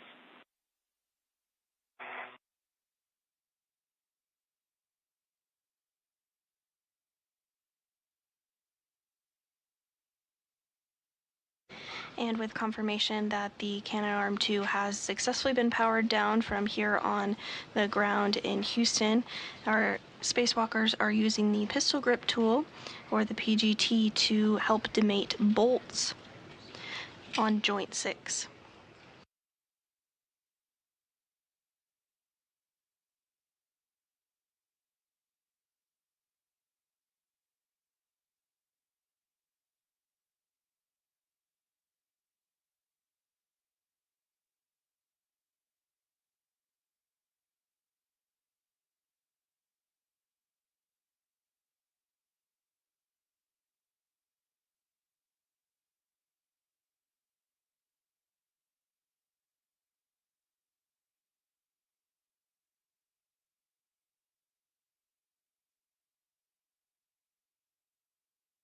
Not quite able to get it on there yet.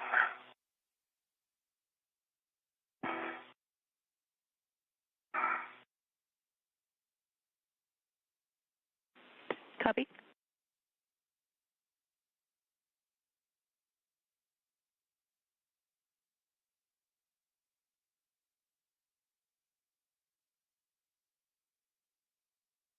And from this view on your screen here, we can see today's spacewalkers as they work to remove that bolt on the joint to gain better access.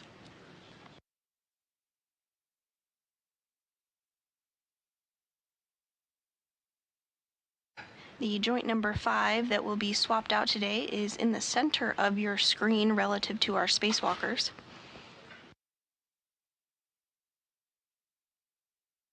Okay, I'm on the bolt. I'm going to start turns. Houston copies.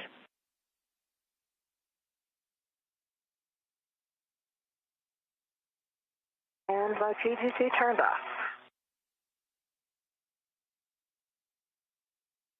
Copy. And on the lower portion of your screen there, you can see NASA astronaut Jessica Meir. She wraps up using that pistol grip tool to release the bolt on joint 6. LED test battery 46, 40.4. I have alpha 2, counter 3 set. Good readback of settings.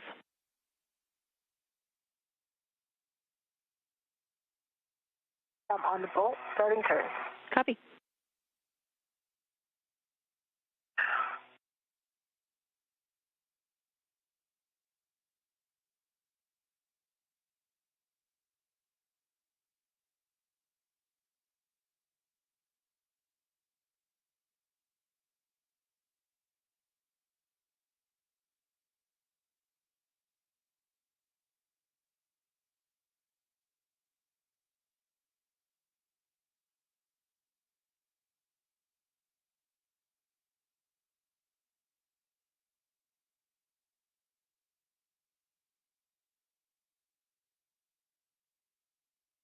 Mir and Williams are working to demate the bolts on the joint 6, though that's not the joint that will be swapped out today, that's joint 5, but this will help them get better access to remove the latching end effector of the space station, sometimes called the lee, but this is essentially the hands of the Canadarm2. These will be removed shortly after these bolts are demated in order to get full access to joint number 5, which is the joint that will be swapped out today.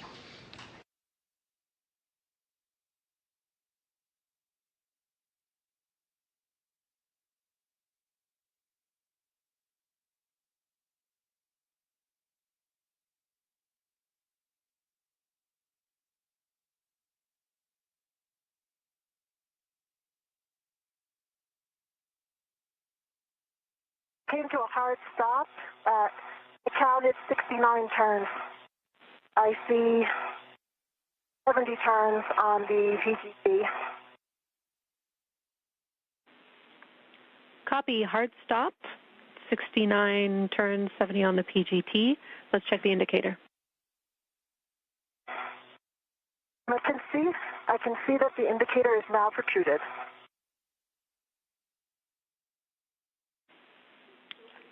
Okay, that is good news, Jess. A very difficult position. Yeah, we understand. You did a great job there.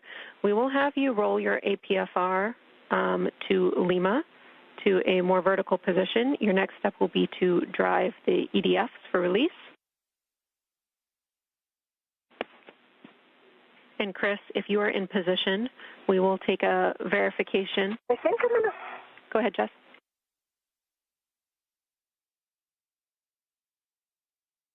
Yeah, I just wanted to give, I'm going to have to give Chris the PGT maybe briefly in order to roll.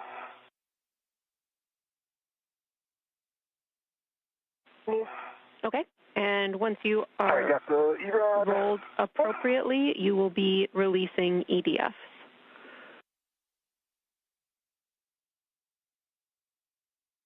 Okay, copy.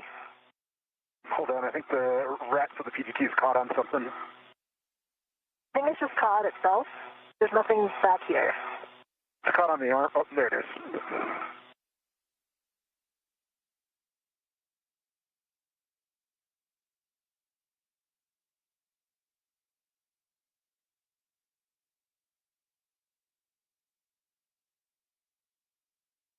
And Chris, am I on the roll pedal? You are a little bit inboard. If you go a little bit wider out, you'll be there. There you are. Yeah, I saw you move up a clip.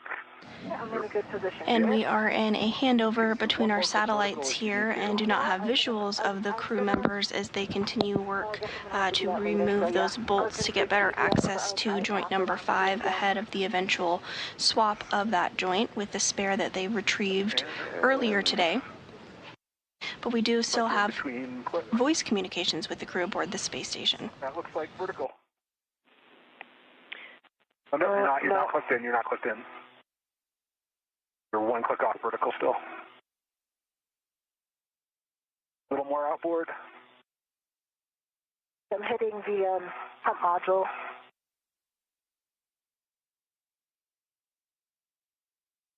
Okay, there we go. You're still one click off vertical.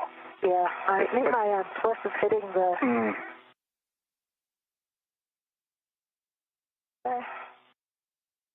Hey, you look like you're on the pedal.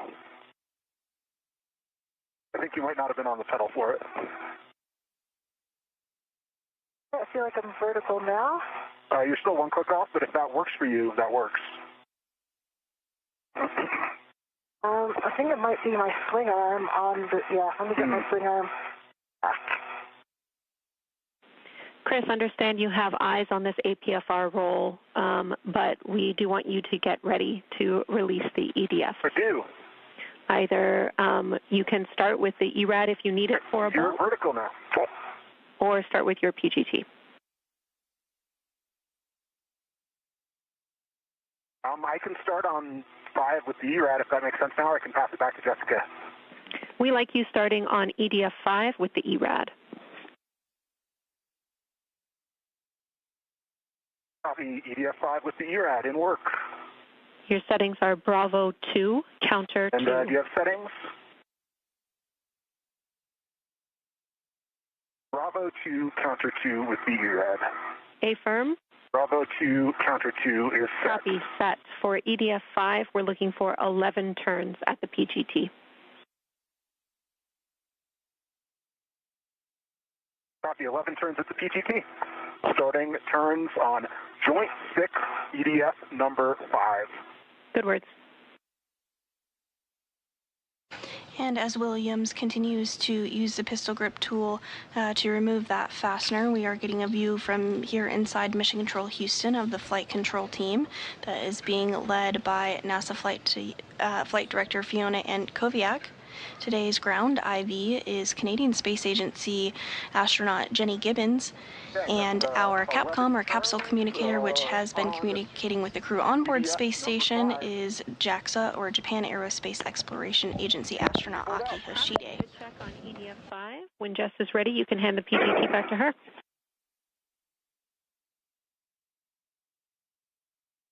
Copy, in work. Okay, I'm still not able to get fully vertical. I think that I'm hitting pump module. I'm going to have to try one more roll.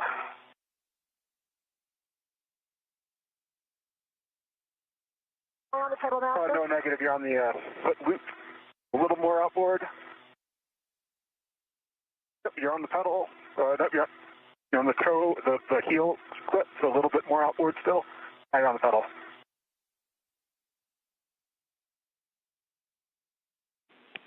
Chris and Jess, for awareness, we are about 1 minute away from an area of potentially ratty calm due to blockage. It'll last about 3 minutes long. Again, we're 1 minute away from that. Copy. You're still one click away from vertical, unfortunately.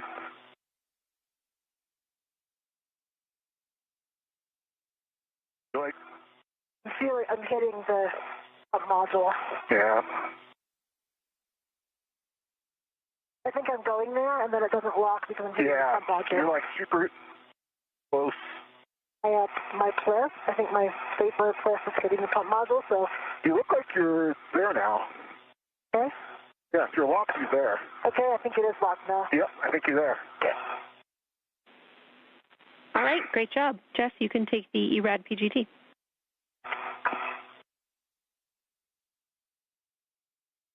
Okay, copy. Got it.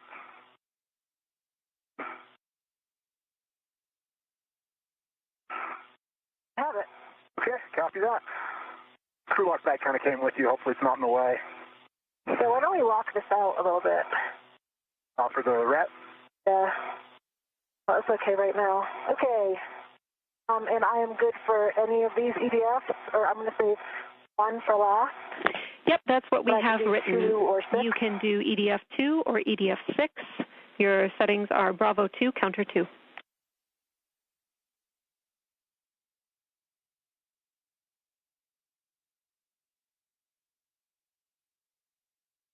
And Jenny, I am ready to work on 3 and 4, looking for settings.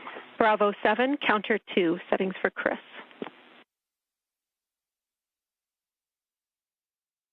Settings for Chris, Bravo 7, counter 2, set. And that was Bravo 2, counter 2 for Jessica? Affirm. Now 2 hours and 30 minutes in today's spacewalk, we are continuing to hear Canadian Space Agency astronaut Jenny Gibbons provide good words up to the crew on board space station. Just moments ago, continuing to give language about the pistol grip tool settings that they should be utilizing in order to remove these fasteners and bolts from the 6th joint on the Canadarm 2. Going out nicely. This will help the crew members gain access to joint number 5, which will be the joint that is swapped out later today. For EDF-2, and you can pull the lanyard out.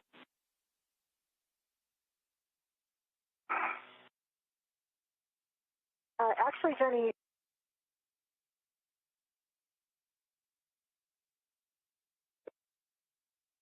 five, and I turned on the PC, and it was fully released.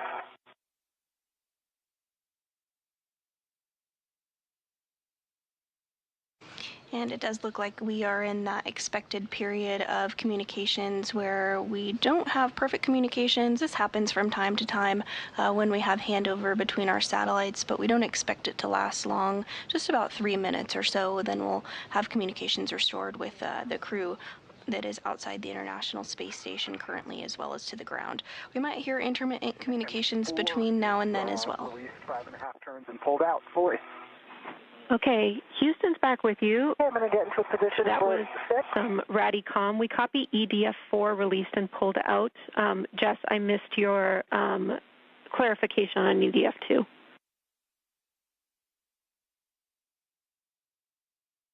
So EDF2 released at 5.5 turns on the PGT, so half the number of turns is expected. Okay, we copy and understand you're moving on to EDF6. Yep, and I'm working on EDF3. Copy, that's the right bolt.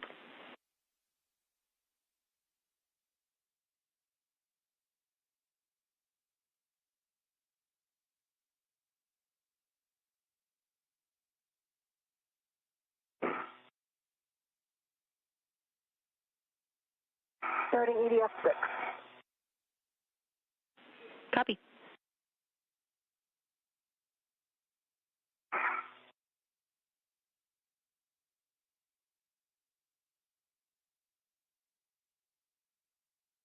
EDF3 fully released with 5.5 turns and pulled out. Copy. Good EDF3 release. Chris, you can stow your PGT. Copy, PGT stowed. Jenny, I have 11 turns on the PGT on bolt 6, fully released. Copy. EDF6 fully released. The lanyard is pulled out. Jess, you will be releasing the final bolt while Chris gets into config to maintain control of the Lee cluster. I would like you to ret to, we have written joint 7 scoop before that final bolt.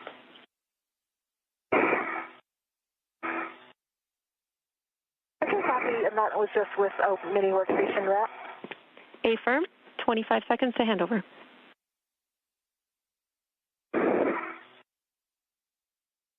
And can you confirm the position that I should be in, Jenny, for this? You should roll vertical to Bravo. Short handover.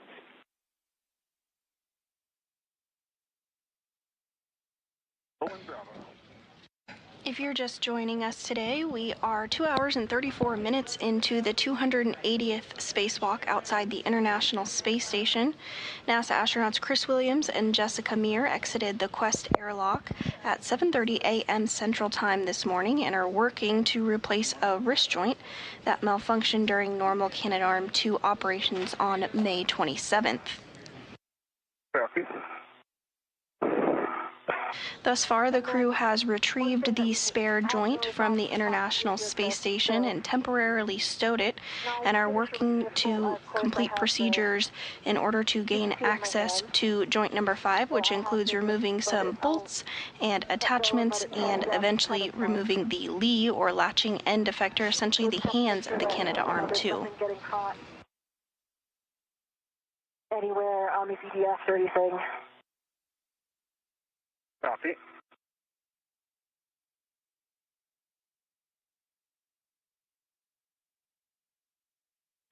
Houston's back with you after the handover, and we see the ret to the scoop for Jess.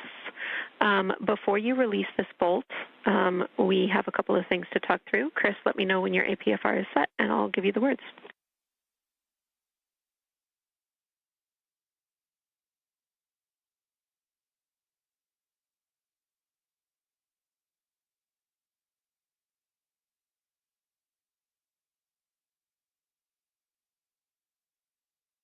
I can't see my flicks on my. I am more vertical than I was. But, you're not as vertical as me, so I think you're one vertical. You're not vertical. You're one forward. Mm-hmm. All right, and we think this is a sufficient position to release the last bolt and maintain control. Is that right? Yep, I concur. I have a good hold on both scoops. Okay. I think I'm going to have to change my scoop on joint 6 because it's interfering. It is interfering, unfortunately, with the ERAD. I didn't think it would, but given the multiple angles here, it will. So I think I'm going to have to put it pointing forward later, but then I need to assess that reach.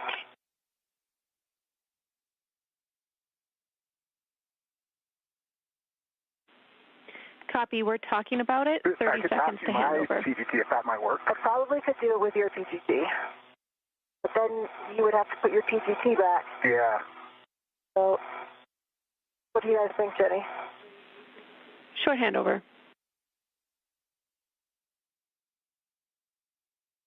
So see, I don't know if you can see, but yeah, and the handle is just like, it looks like it's going on.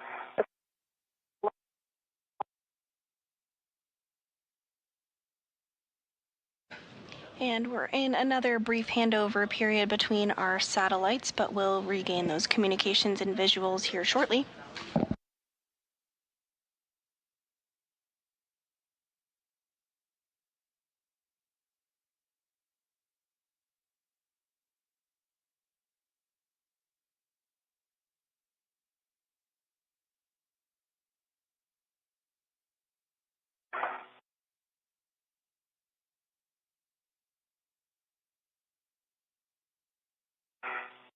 Today's spacewalk is the third of the year, as well as the third of Expedition 74, which is the current increment aboard the International Space Station. We will not have eyes on you for the next 7 minutes or so.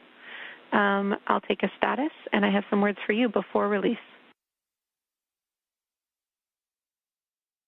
Chris, I think I did get into a position. Copy, yeah, I see you on it. Yeah. So Jessica's just, I've got good control. ED1 has good control of 2 scoops on joints 6 and 7. Jessica has the ERAD on the last EDF. Okay. Confirm, I have the ERAD ready, and I'm ready to release. Copy. Before we release, we do need to do a HAP and a glove check before we do the mass handling for the Lee cluster, so I'll take that from you both. Copy. E1 has a dry HAP and no change to the gloves. V2, same. All right, that's a good config. We are 2 hours and 40 minutes into this 6-hour, 30-minute EVA, limiting consumable EV2 battery, 7 hours and 35 minutes. We are 15 minutes down on the timeline, but with that, we are ready, if you two are, to release the final EDF, and Chris, you maintain control. You have to avoid contact with the Lee mouth, latches, and CLA lens and light, and Chris, once you pass control back to Jess, you will be getting out of your APFR and on the FSE first. We are go. Copy that and confirm you have a rep on the Jessica. I do. All right. Yep, I'm good. And your visor's in a good config. I just put mine down. Yep. Okay. Ready. If you give me a go, I'm going to start releasing. Yep, I'm go for you to release. Okay, copy, go.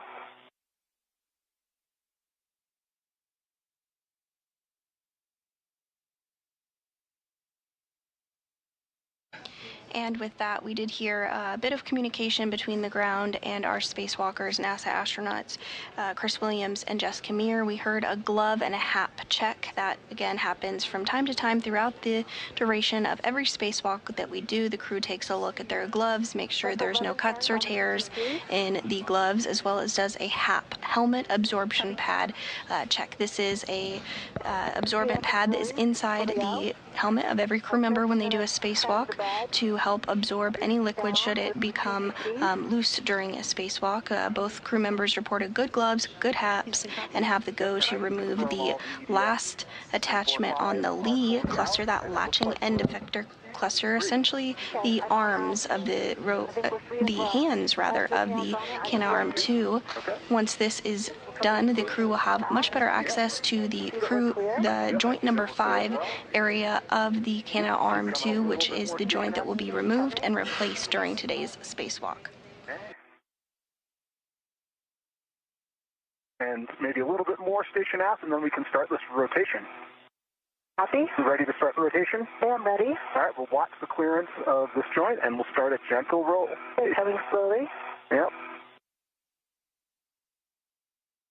Okay, we're going to need to come a little more station out. See that? Okay. Okay, I need to switch hands. Okay, I'll hold here. Okay, you have control? I have control.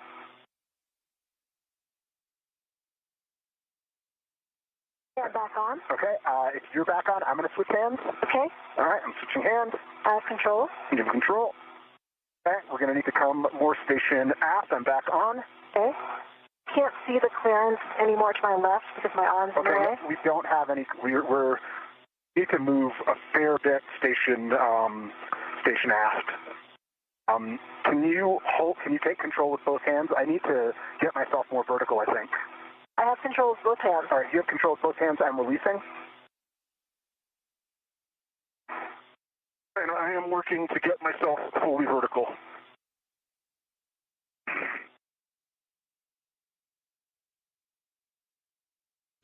And we do have a couple minutes remaining in this handover where we will not have visualization of NASA astronauts Chris Williams and Jessica Meir.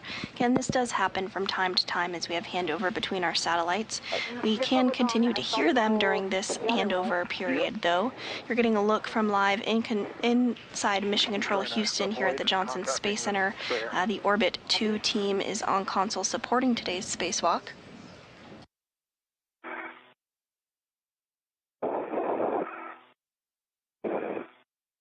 I'm in a comfortable position, so take your time.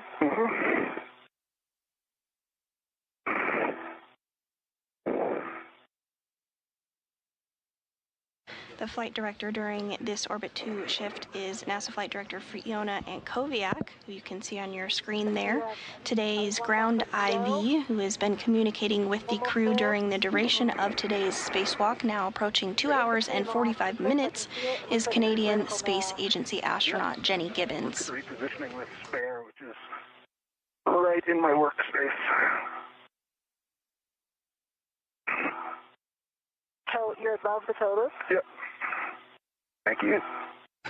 And we should be getting visuals back of the crew here momentarily. Okay, moving the spare. I'm just going to move the spare way out of the way.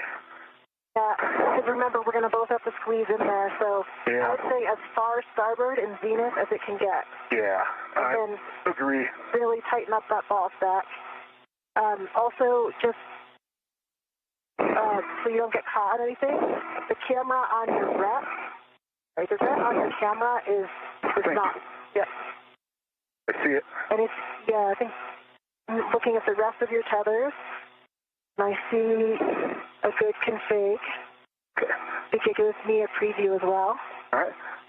Yep, I'm looking at you. Your tethers all looking at good config. You need to bring the lead a little bit more towards me so I can get a hand on it.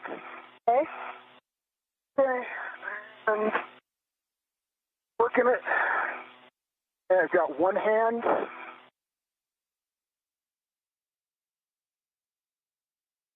So I still have two hands, and I got two hands. So we are touching the joint 5, which is okay. It's just the MLI is touching the MLI, but we can't come any more nadir. Yep, let's come station aft.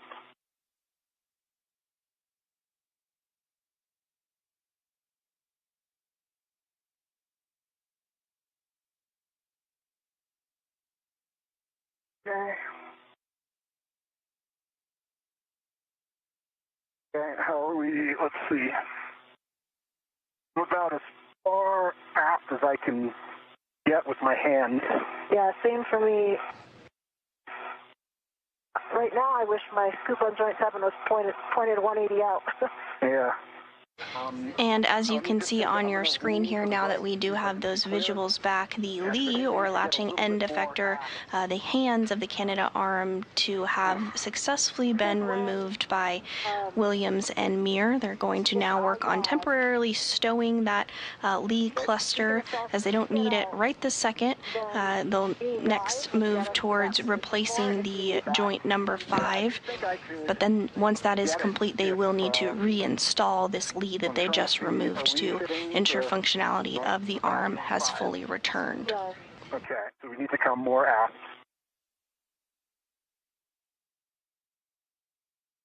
Yeah, I can't really come any more aft. Okay, I think I need to hop out then and get my BRT on the FSE. I might be able to come up high enough to grab this, I think. Okay. Okay. And I can definitely get it down, I think, toward you. Yeah. Okay, you have it held? Stay firm. I have good control. Okay, I'm releasing control. I have control. You have control. Houston's following along. We agree with the plan. Chris, once you are down on the FSE with your BRT down and you are close enough to one of the scoops, you will be putting down a RET for a RET swap. Copy that. I have egress and I'm down the FSE. One thing to remember that when we get in and out of the APFRs, you can feel it move. Yeah. So, extra tight grip because everything moves, including Froby in your hand. Yeah. I'm going to roll this APFR. And a pretty breathtaking view here of NASA astronaut Chris Williams from his helmet camera as he peers down at the Earth below as it flies just off the coast of Baja, California. You can see the arm 2 extended out as the duo works to repair that joint number 5 in the Canadarm 2, which launched on April 19th, 2001 on Space Shuttle Endeavour and was installed on April 22nd, 2001 by Canadian astronaut Chris Hadfield and NASA astronaut Scott Parazynski. The arm has been an absolute workhorse for the assembly and maintenance and upgrade of the International Space Station. It's played a key role during a number of spacewalks throughout the over 25 years of continuous human presence on board the space station, and also is utilized to move experiments around outside the external portion of the International Space Station, and is used to capture and berth the Cygnus cargo spacecraft.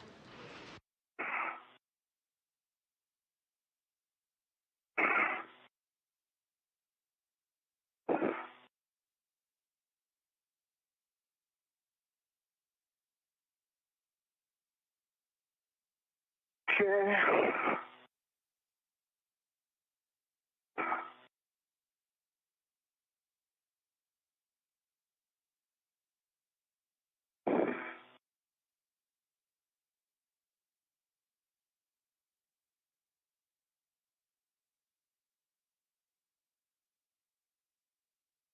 At this time, we are continuing to get those helmet views of NASA astronaut Chris Williams as he moves his way over to temporarily stow the latching end effector that Mir and Williams just removed. You are beginning to see a little bit of a view on his wrist there of his procedures. That checklist is utilized by the spacewalkers throughout the duration of their spacewalk, as well as when they are depressing and repressing, alongside teams on the ground who are following very closely with those same procedures here in a little more detail, but the crew members do have access to that throughout the duration of their spacewalk.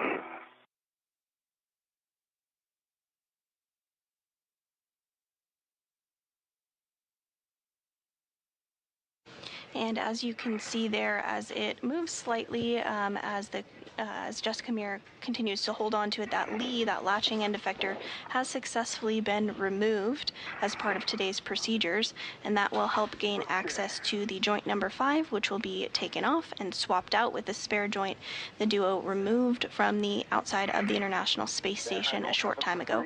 But first, that Lee needs to be temporarily stowed in a location just slightly out of the way to allow access to joint number 5. Put your legs on the port side of your boot plate. Yeah, let's and try. have the APFR behind you might actually help stabilize you.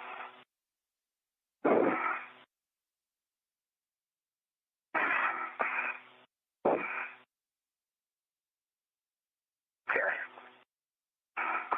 I can get one hand on it. Okay, and is your BRT as tight as you want? As tight as I can get it. Okay. The other joints as well? Yeah. Okay. All right. All right, I've got one hand. Okay, copy. All right. And you can come You towards... want me to push let's talk about the plan. Push it toward you? Yeah, push it towards me. Okay, pushing toward you. I have 1.5 hands on. Okay. Got 2 hands? Okay, you have 2 hands. Okay. I've got it. Stable? It's stable. Okay. And what about a rep swap first? Yep, can you hold it? I can hold it here. Yep, you got it held? I have it held. All right, I'm getting a rep. Good job, you two. We're following along.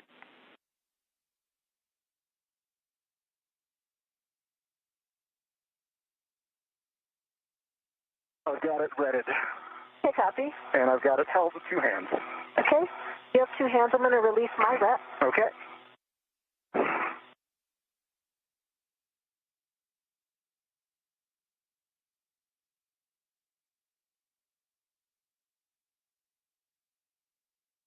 I've released my rep. Copy. So I think at this point the idea would be for me to egress. Okay, firm. That's right, Jess. We have you repositioning to the forward port corner of the FSE. Okay, and I don't have a lot of clearance, just so you know, Chris. Like You want me to bring it a little towards me? Yeah, as close to you as you can, comfortably. All right, this is about as close as I got. Okay.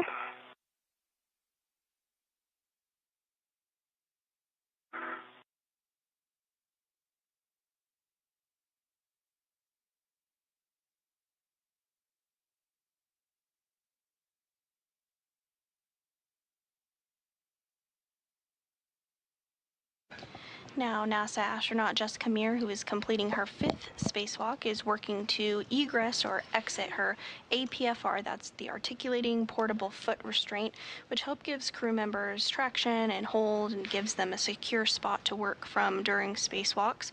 So she's going to get out of that APFR and then help Williams, who is now holding on to the latching end effector that has since been released. She'll help him secure it to a temporary stowage location, enabling them to have good access to joint number 5, where they will remove it and replace it with the extra spare that it has been retrieved from outside the space station.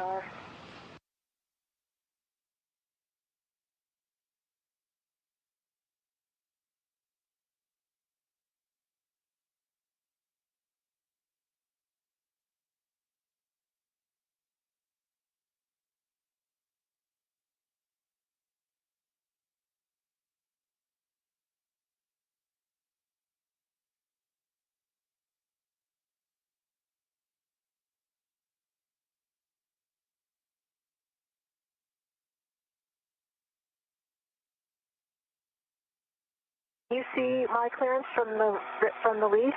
I can see that you're clear. Okay. You're going to be close when you come up, but you're going to make it.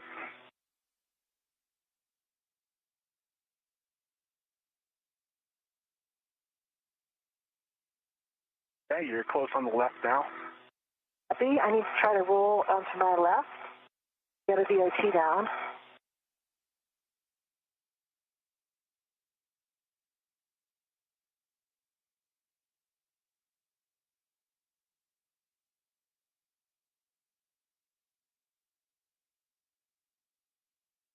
And this view on your screen of NASA astronaut Jessica Meir on the lower portion of the screen as she continues to make her way around in order to help Chris Williams temporarily stow that Lee cluster.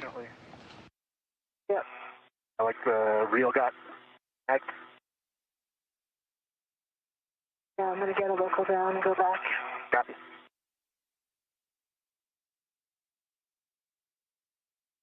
We're also getting a good view of the Earth in the background just behind the Canadarm2, where our spacewalkers are completing the 280th spacewalk outside the International Space Station.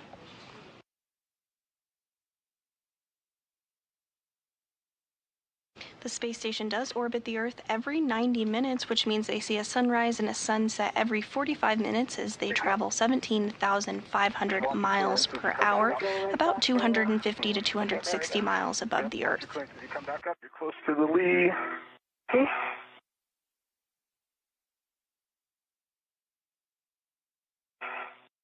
Earlier this morning, we had the pleasure of noticing the International Space Station flew right overhead here in Houston, Texas. But the International Space Station flies over other areas too. You can track where the International Space Station is flying over with our app, Spot the Station, or online.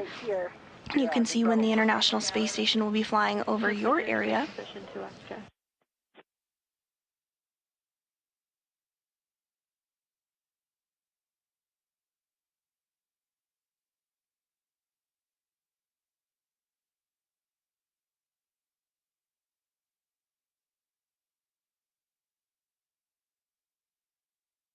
The International Space Station has been continuously occupied for over 25 years, since the year 2000, and in that time, 292 individuals from 26 countries have visited the International Space Station.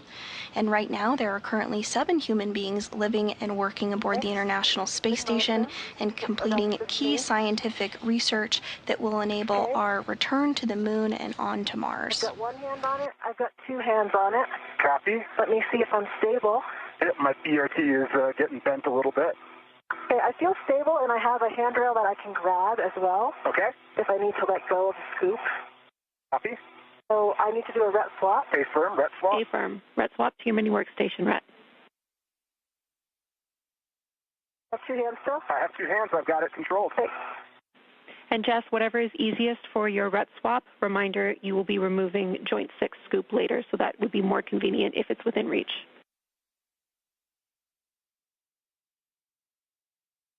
Copy. I'm going to move it there just to save that for later, because I think it's going to be hard for me to reach 7. Copy.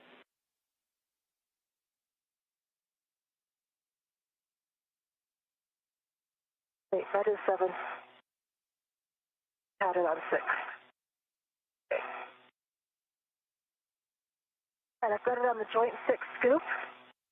The good rat, Chris, you can release your rat. Copy. I'm taking one hand off and releasing my rat. You have control. I have control. You have control. Houston's following along.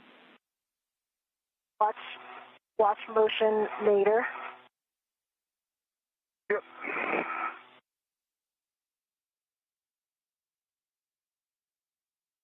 Okay, I got my ret back off. I've got 2 hands back on it. Copy. I feel like I'm in a good position for you to translate aft. Okay, yep, I'm going to come around aft. Or, I mean, I think that's what's going to work better. Do you agree? Yeah, I think in this situation, yeah. I think me coming around to the aft side will work best. Okay. It's a bit of a reach for me from here. I agree. Okay, I'm going to let go. Do you have full control? I have full control. Okay, I'm going to try to do my best not to bump this as I am getting out of here.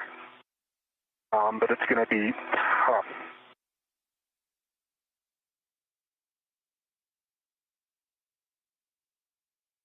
I have good control. It's also braced against my CRT a little bit. Copy. Then a reminder, the spare is behind you and the zenith. Copy. Yep. So stay low on ESP2. Yep, I just need to get my RT off, which...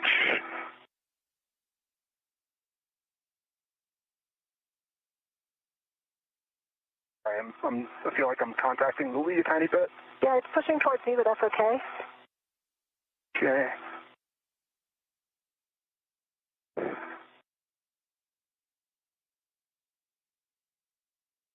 At this hour, we have now surpassed the 3-hour, 2-minute mark into today's spacewalk, the 280th outside the International Space Station.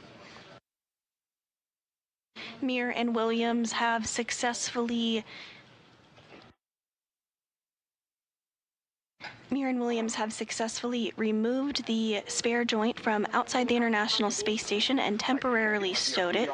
They have also worked to remove the Lee cluster, or latching end effector cluster, which you see them now working to temporarily stow that to gain access to joint number 5 on the Canadarm2, which you see in the center of your screen there. That's the joint that is going to be swapped out today. Once that is complete, the duo will reinstall the Lee, and the arm will be powered back on to test electrical connection of the arm.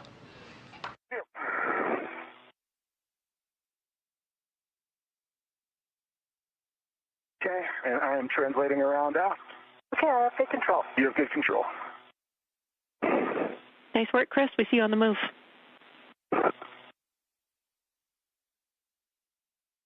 And in this view as well, we are also seeing the new joint that will be installed, and the top right to middle of your screen there next to Chris Williams. That was retrieved earlier this morning from outside the International Space Station and has been secured on that handrail there temporarily while the crew completes additional work on the Canadarm2 to gain access to that 5th joint.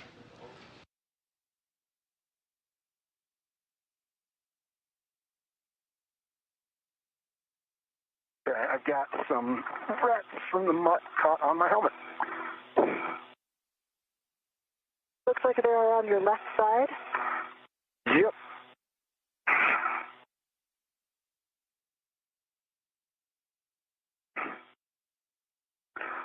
Usually a down and out motion work. Yep, I got him. Okay, good job.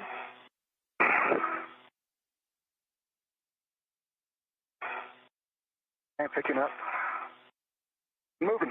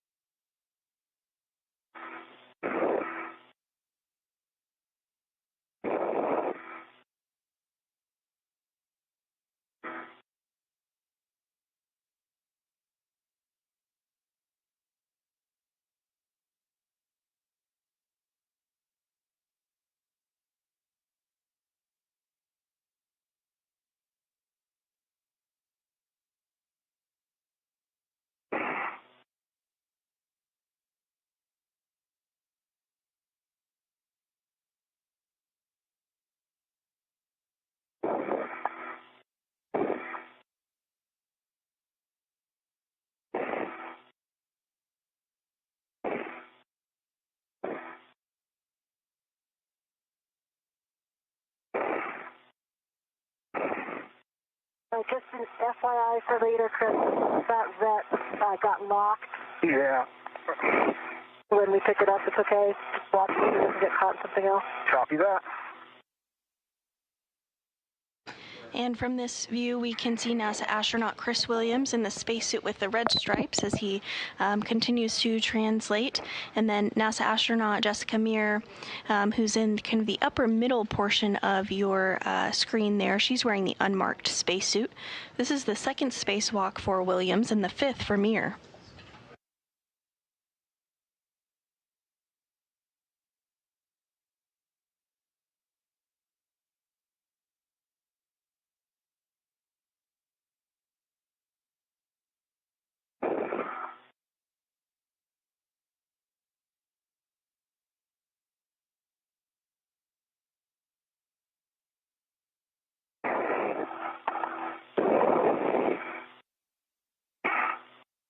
Okay.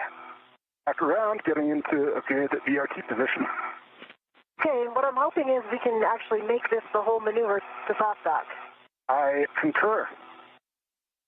I think that I will be able to push it to get it all the way there. And then as soon as you can get a hand on it, I think we can help get lined up. Copy that. I see the barber pole on my side and I see the barber pole over here. Basically, I will just have to rotate it a little bit. Okay. Just get my BRT down.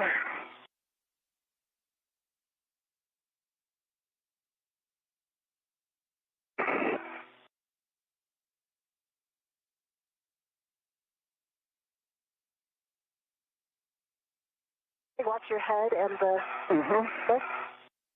Okay, let me get rigidized, and I will be right with you. Are you going to be able to pull it after and not pull it into you? With one hand, yes. Okay. Yep. Okay, I've got not a great grip on the scoop, but I can move it aft. Okay, I'm ready to move aft. All right, let's come aft. Okay, slow. Slow. Slow. Okay, I think that seems pretty close to the line. Okay, no, it's not. Okay. The barber pole needs to come... Oh, I'm losing the grip. So, basically, we need to rotate it towards the aft a little bit. We're getting close now. Okay. And a little bit more. Okay. I think I see soft dock lined up. I see you lined up. Let's try to come down. All right, come down. Okay. I see soft dock on this side. How are you looking? I see... I'm expecting to see the thing on the bottom move, click. Yeah. It looks like it's lined up. I can try an EDF. Do you have it held? I have it held. Do you have it held? EDF 5 is in. Okay, copy. Okay. Great work. I can see... Okay, I can push 6 in as well. Haven't sure both pushed in? Okay, do we want to do 3 on that side then, if it's easier? Yeah, let's just do it. Because I have all this stuff, like releasing them will be harder on this side. Yep, I can do 4, 5, and 6. Great job. Yep, we agree. Very, very well done, Okay. both of you. We are expecting EDFs 4, 5, and 6, and those are also the ones that we can drive with Chris's PGT from the aft side.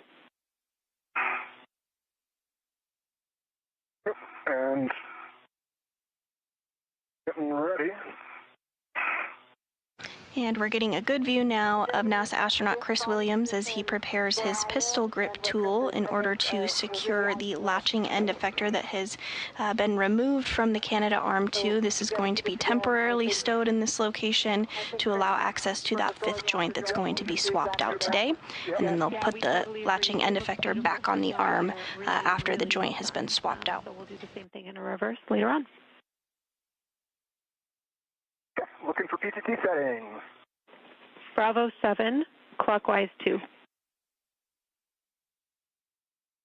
Bravo 7, clockwise 2, set. We're looking for 5.5 turns, and then we'll take your PGT good words, and then you can re-trigger each bolt until you get less than a quarter turn. Copy that. 5.5 turns, and then come back and re-trigger the less than a quarter. Okay.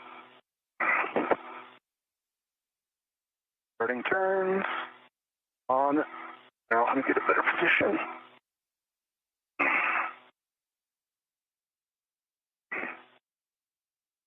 Starting turns on 6. Copy.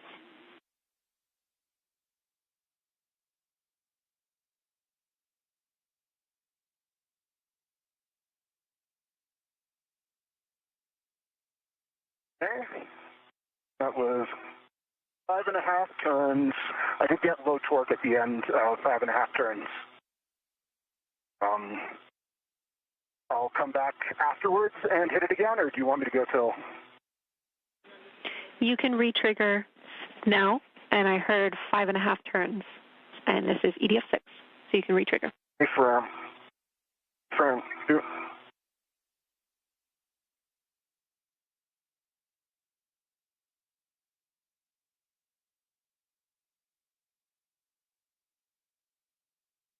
Okay, retriggered, did not turn, and I got green light. Copy. That is. And it was less than a quarter turn. Less than a quarter turn. Good bolt on EDF6. We're good for you to move to EDF5 or EDF4.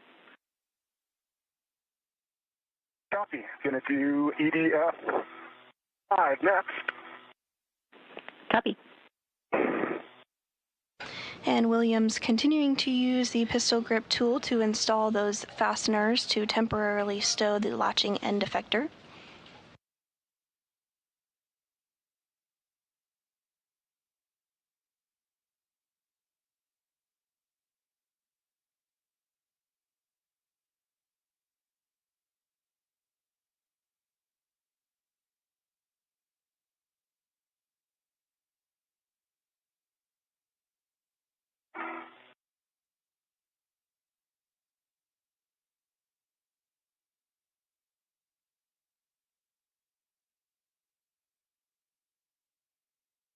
Starting turns on 5.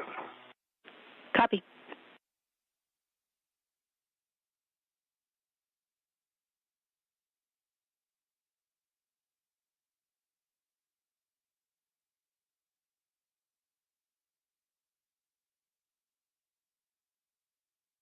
Okay, that was 5.5 turns, and it worked out with the green light. I'm going to retrigger on it. Copy. 5.5 turns, torqued out, green light, waiting for the retrigger. Okay, retrigger, no turns. Copy. That's EDF5 complete. You can move to EDF4. Copy.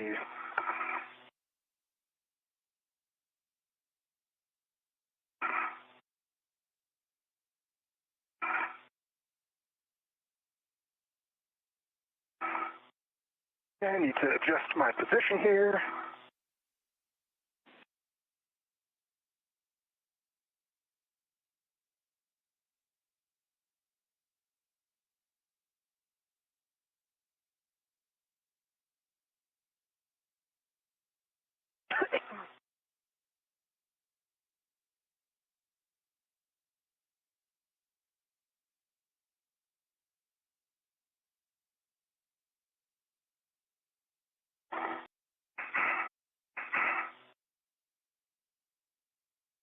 The duo are working to replace a wrist joint on the Canadarm 2. Did I start repositioning, or do you want me to still stay here with a hand on it?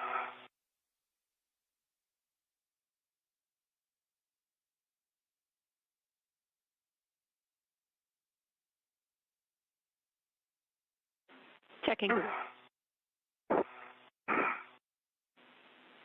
Jess, you can reposition, but we need the RET and scoop to stay on it until 3D EDFs are turned. Okay, copy. In that case, I will wait because I'm going to remove that RET as my first action anyway, right? That scoop? Yes, you'll be removing that scoop. As written, we have your BRT RET to the scoop, so we might want to do a RET swap to set us up well for stowing the failed joint on your BRT with that RET scoop later. Okay, copy. Okay, and I'm in position for 4. Confirm Bravo 7 clockwise 2. 5.5. Okay, firm. Bravo 7 clockwise 2 is set.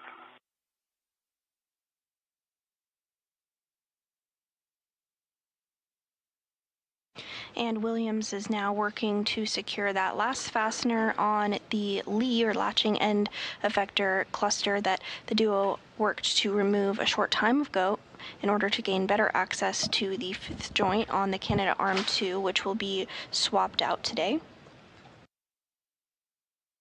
Get a slightly better BRT rigidization.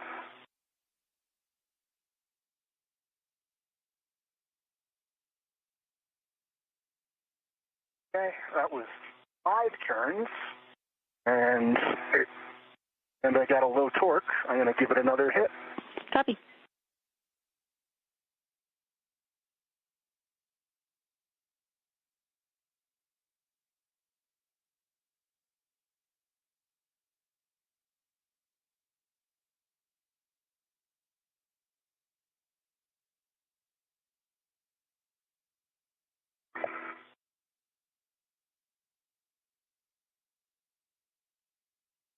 that was green light, 25.4 torque, and less than a quarter turn. Copy green light, 25.4 on the torque and less than a quarter turn. That is a good bolt. We will have you confirm that those EDFs cannot be pulled out by the lanyards, and if that's the case, you can stow your PGT. Okay, stand by one.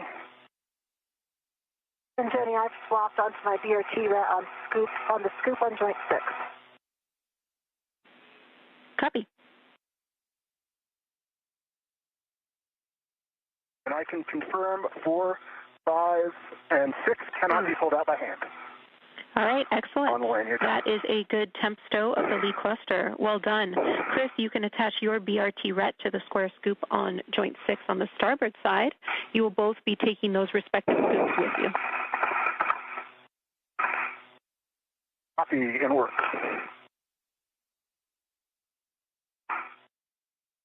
And I've got my ret off of joint 6. Sorry, my scoop off of joint 6. Copy. You can temp stow it on your mini workstation and make your way out of your hidey hole. We will take a glove inspection, hap check, and safer handle check. Copy. And with that, we did hear the good news that the Lee latching end effector was successfully temporarily stowed, and now the crew is going to perform another glove and hap check as well as ensure that their safers are configured if needed. If you were tuning in with us earlier this morning, you'll recall that the safers are the simplified aid for EVA rescue and are worn on the back of the crew members and provides a little boost should it be required to get the crew back to the International Space Station in the very unlikely event that they become untethered. Sometimes you'll hear this referred to as a space jetpack, but it just propels the crew back to the International Space Station should it be required. We do not expect that today, but it is worn as a precautionary measure during all spacewalks. Okay, I took the adjustable off of joint 6 scoop. I've got the joint 6 scoop on my BRT ret. I've got a dry hap and no change to my gloves for EV1. Copy.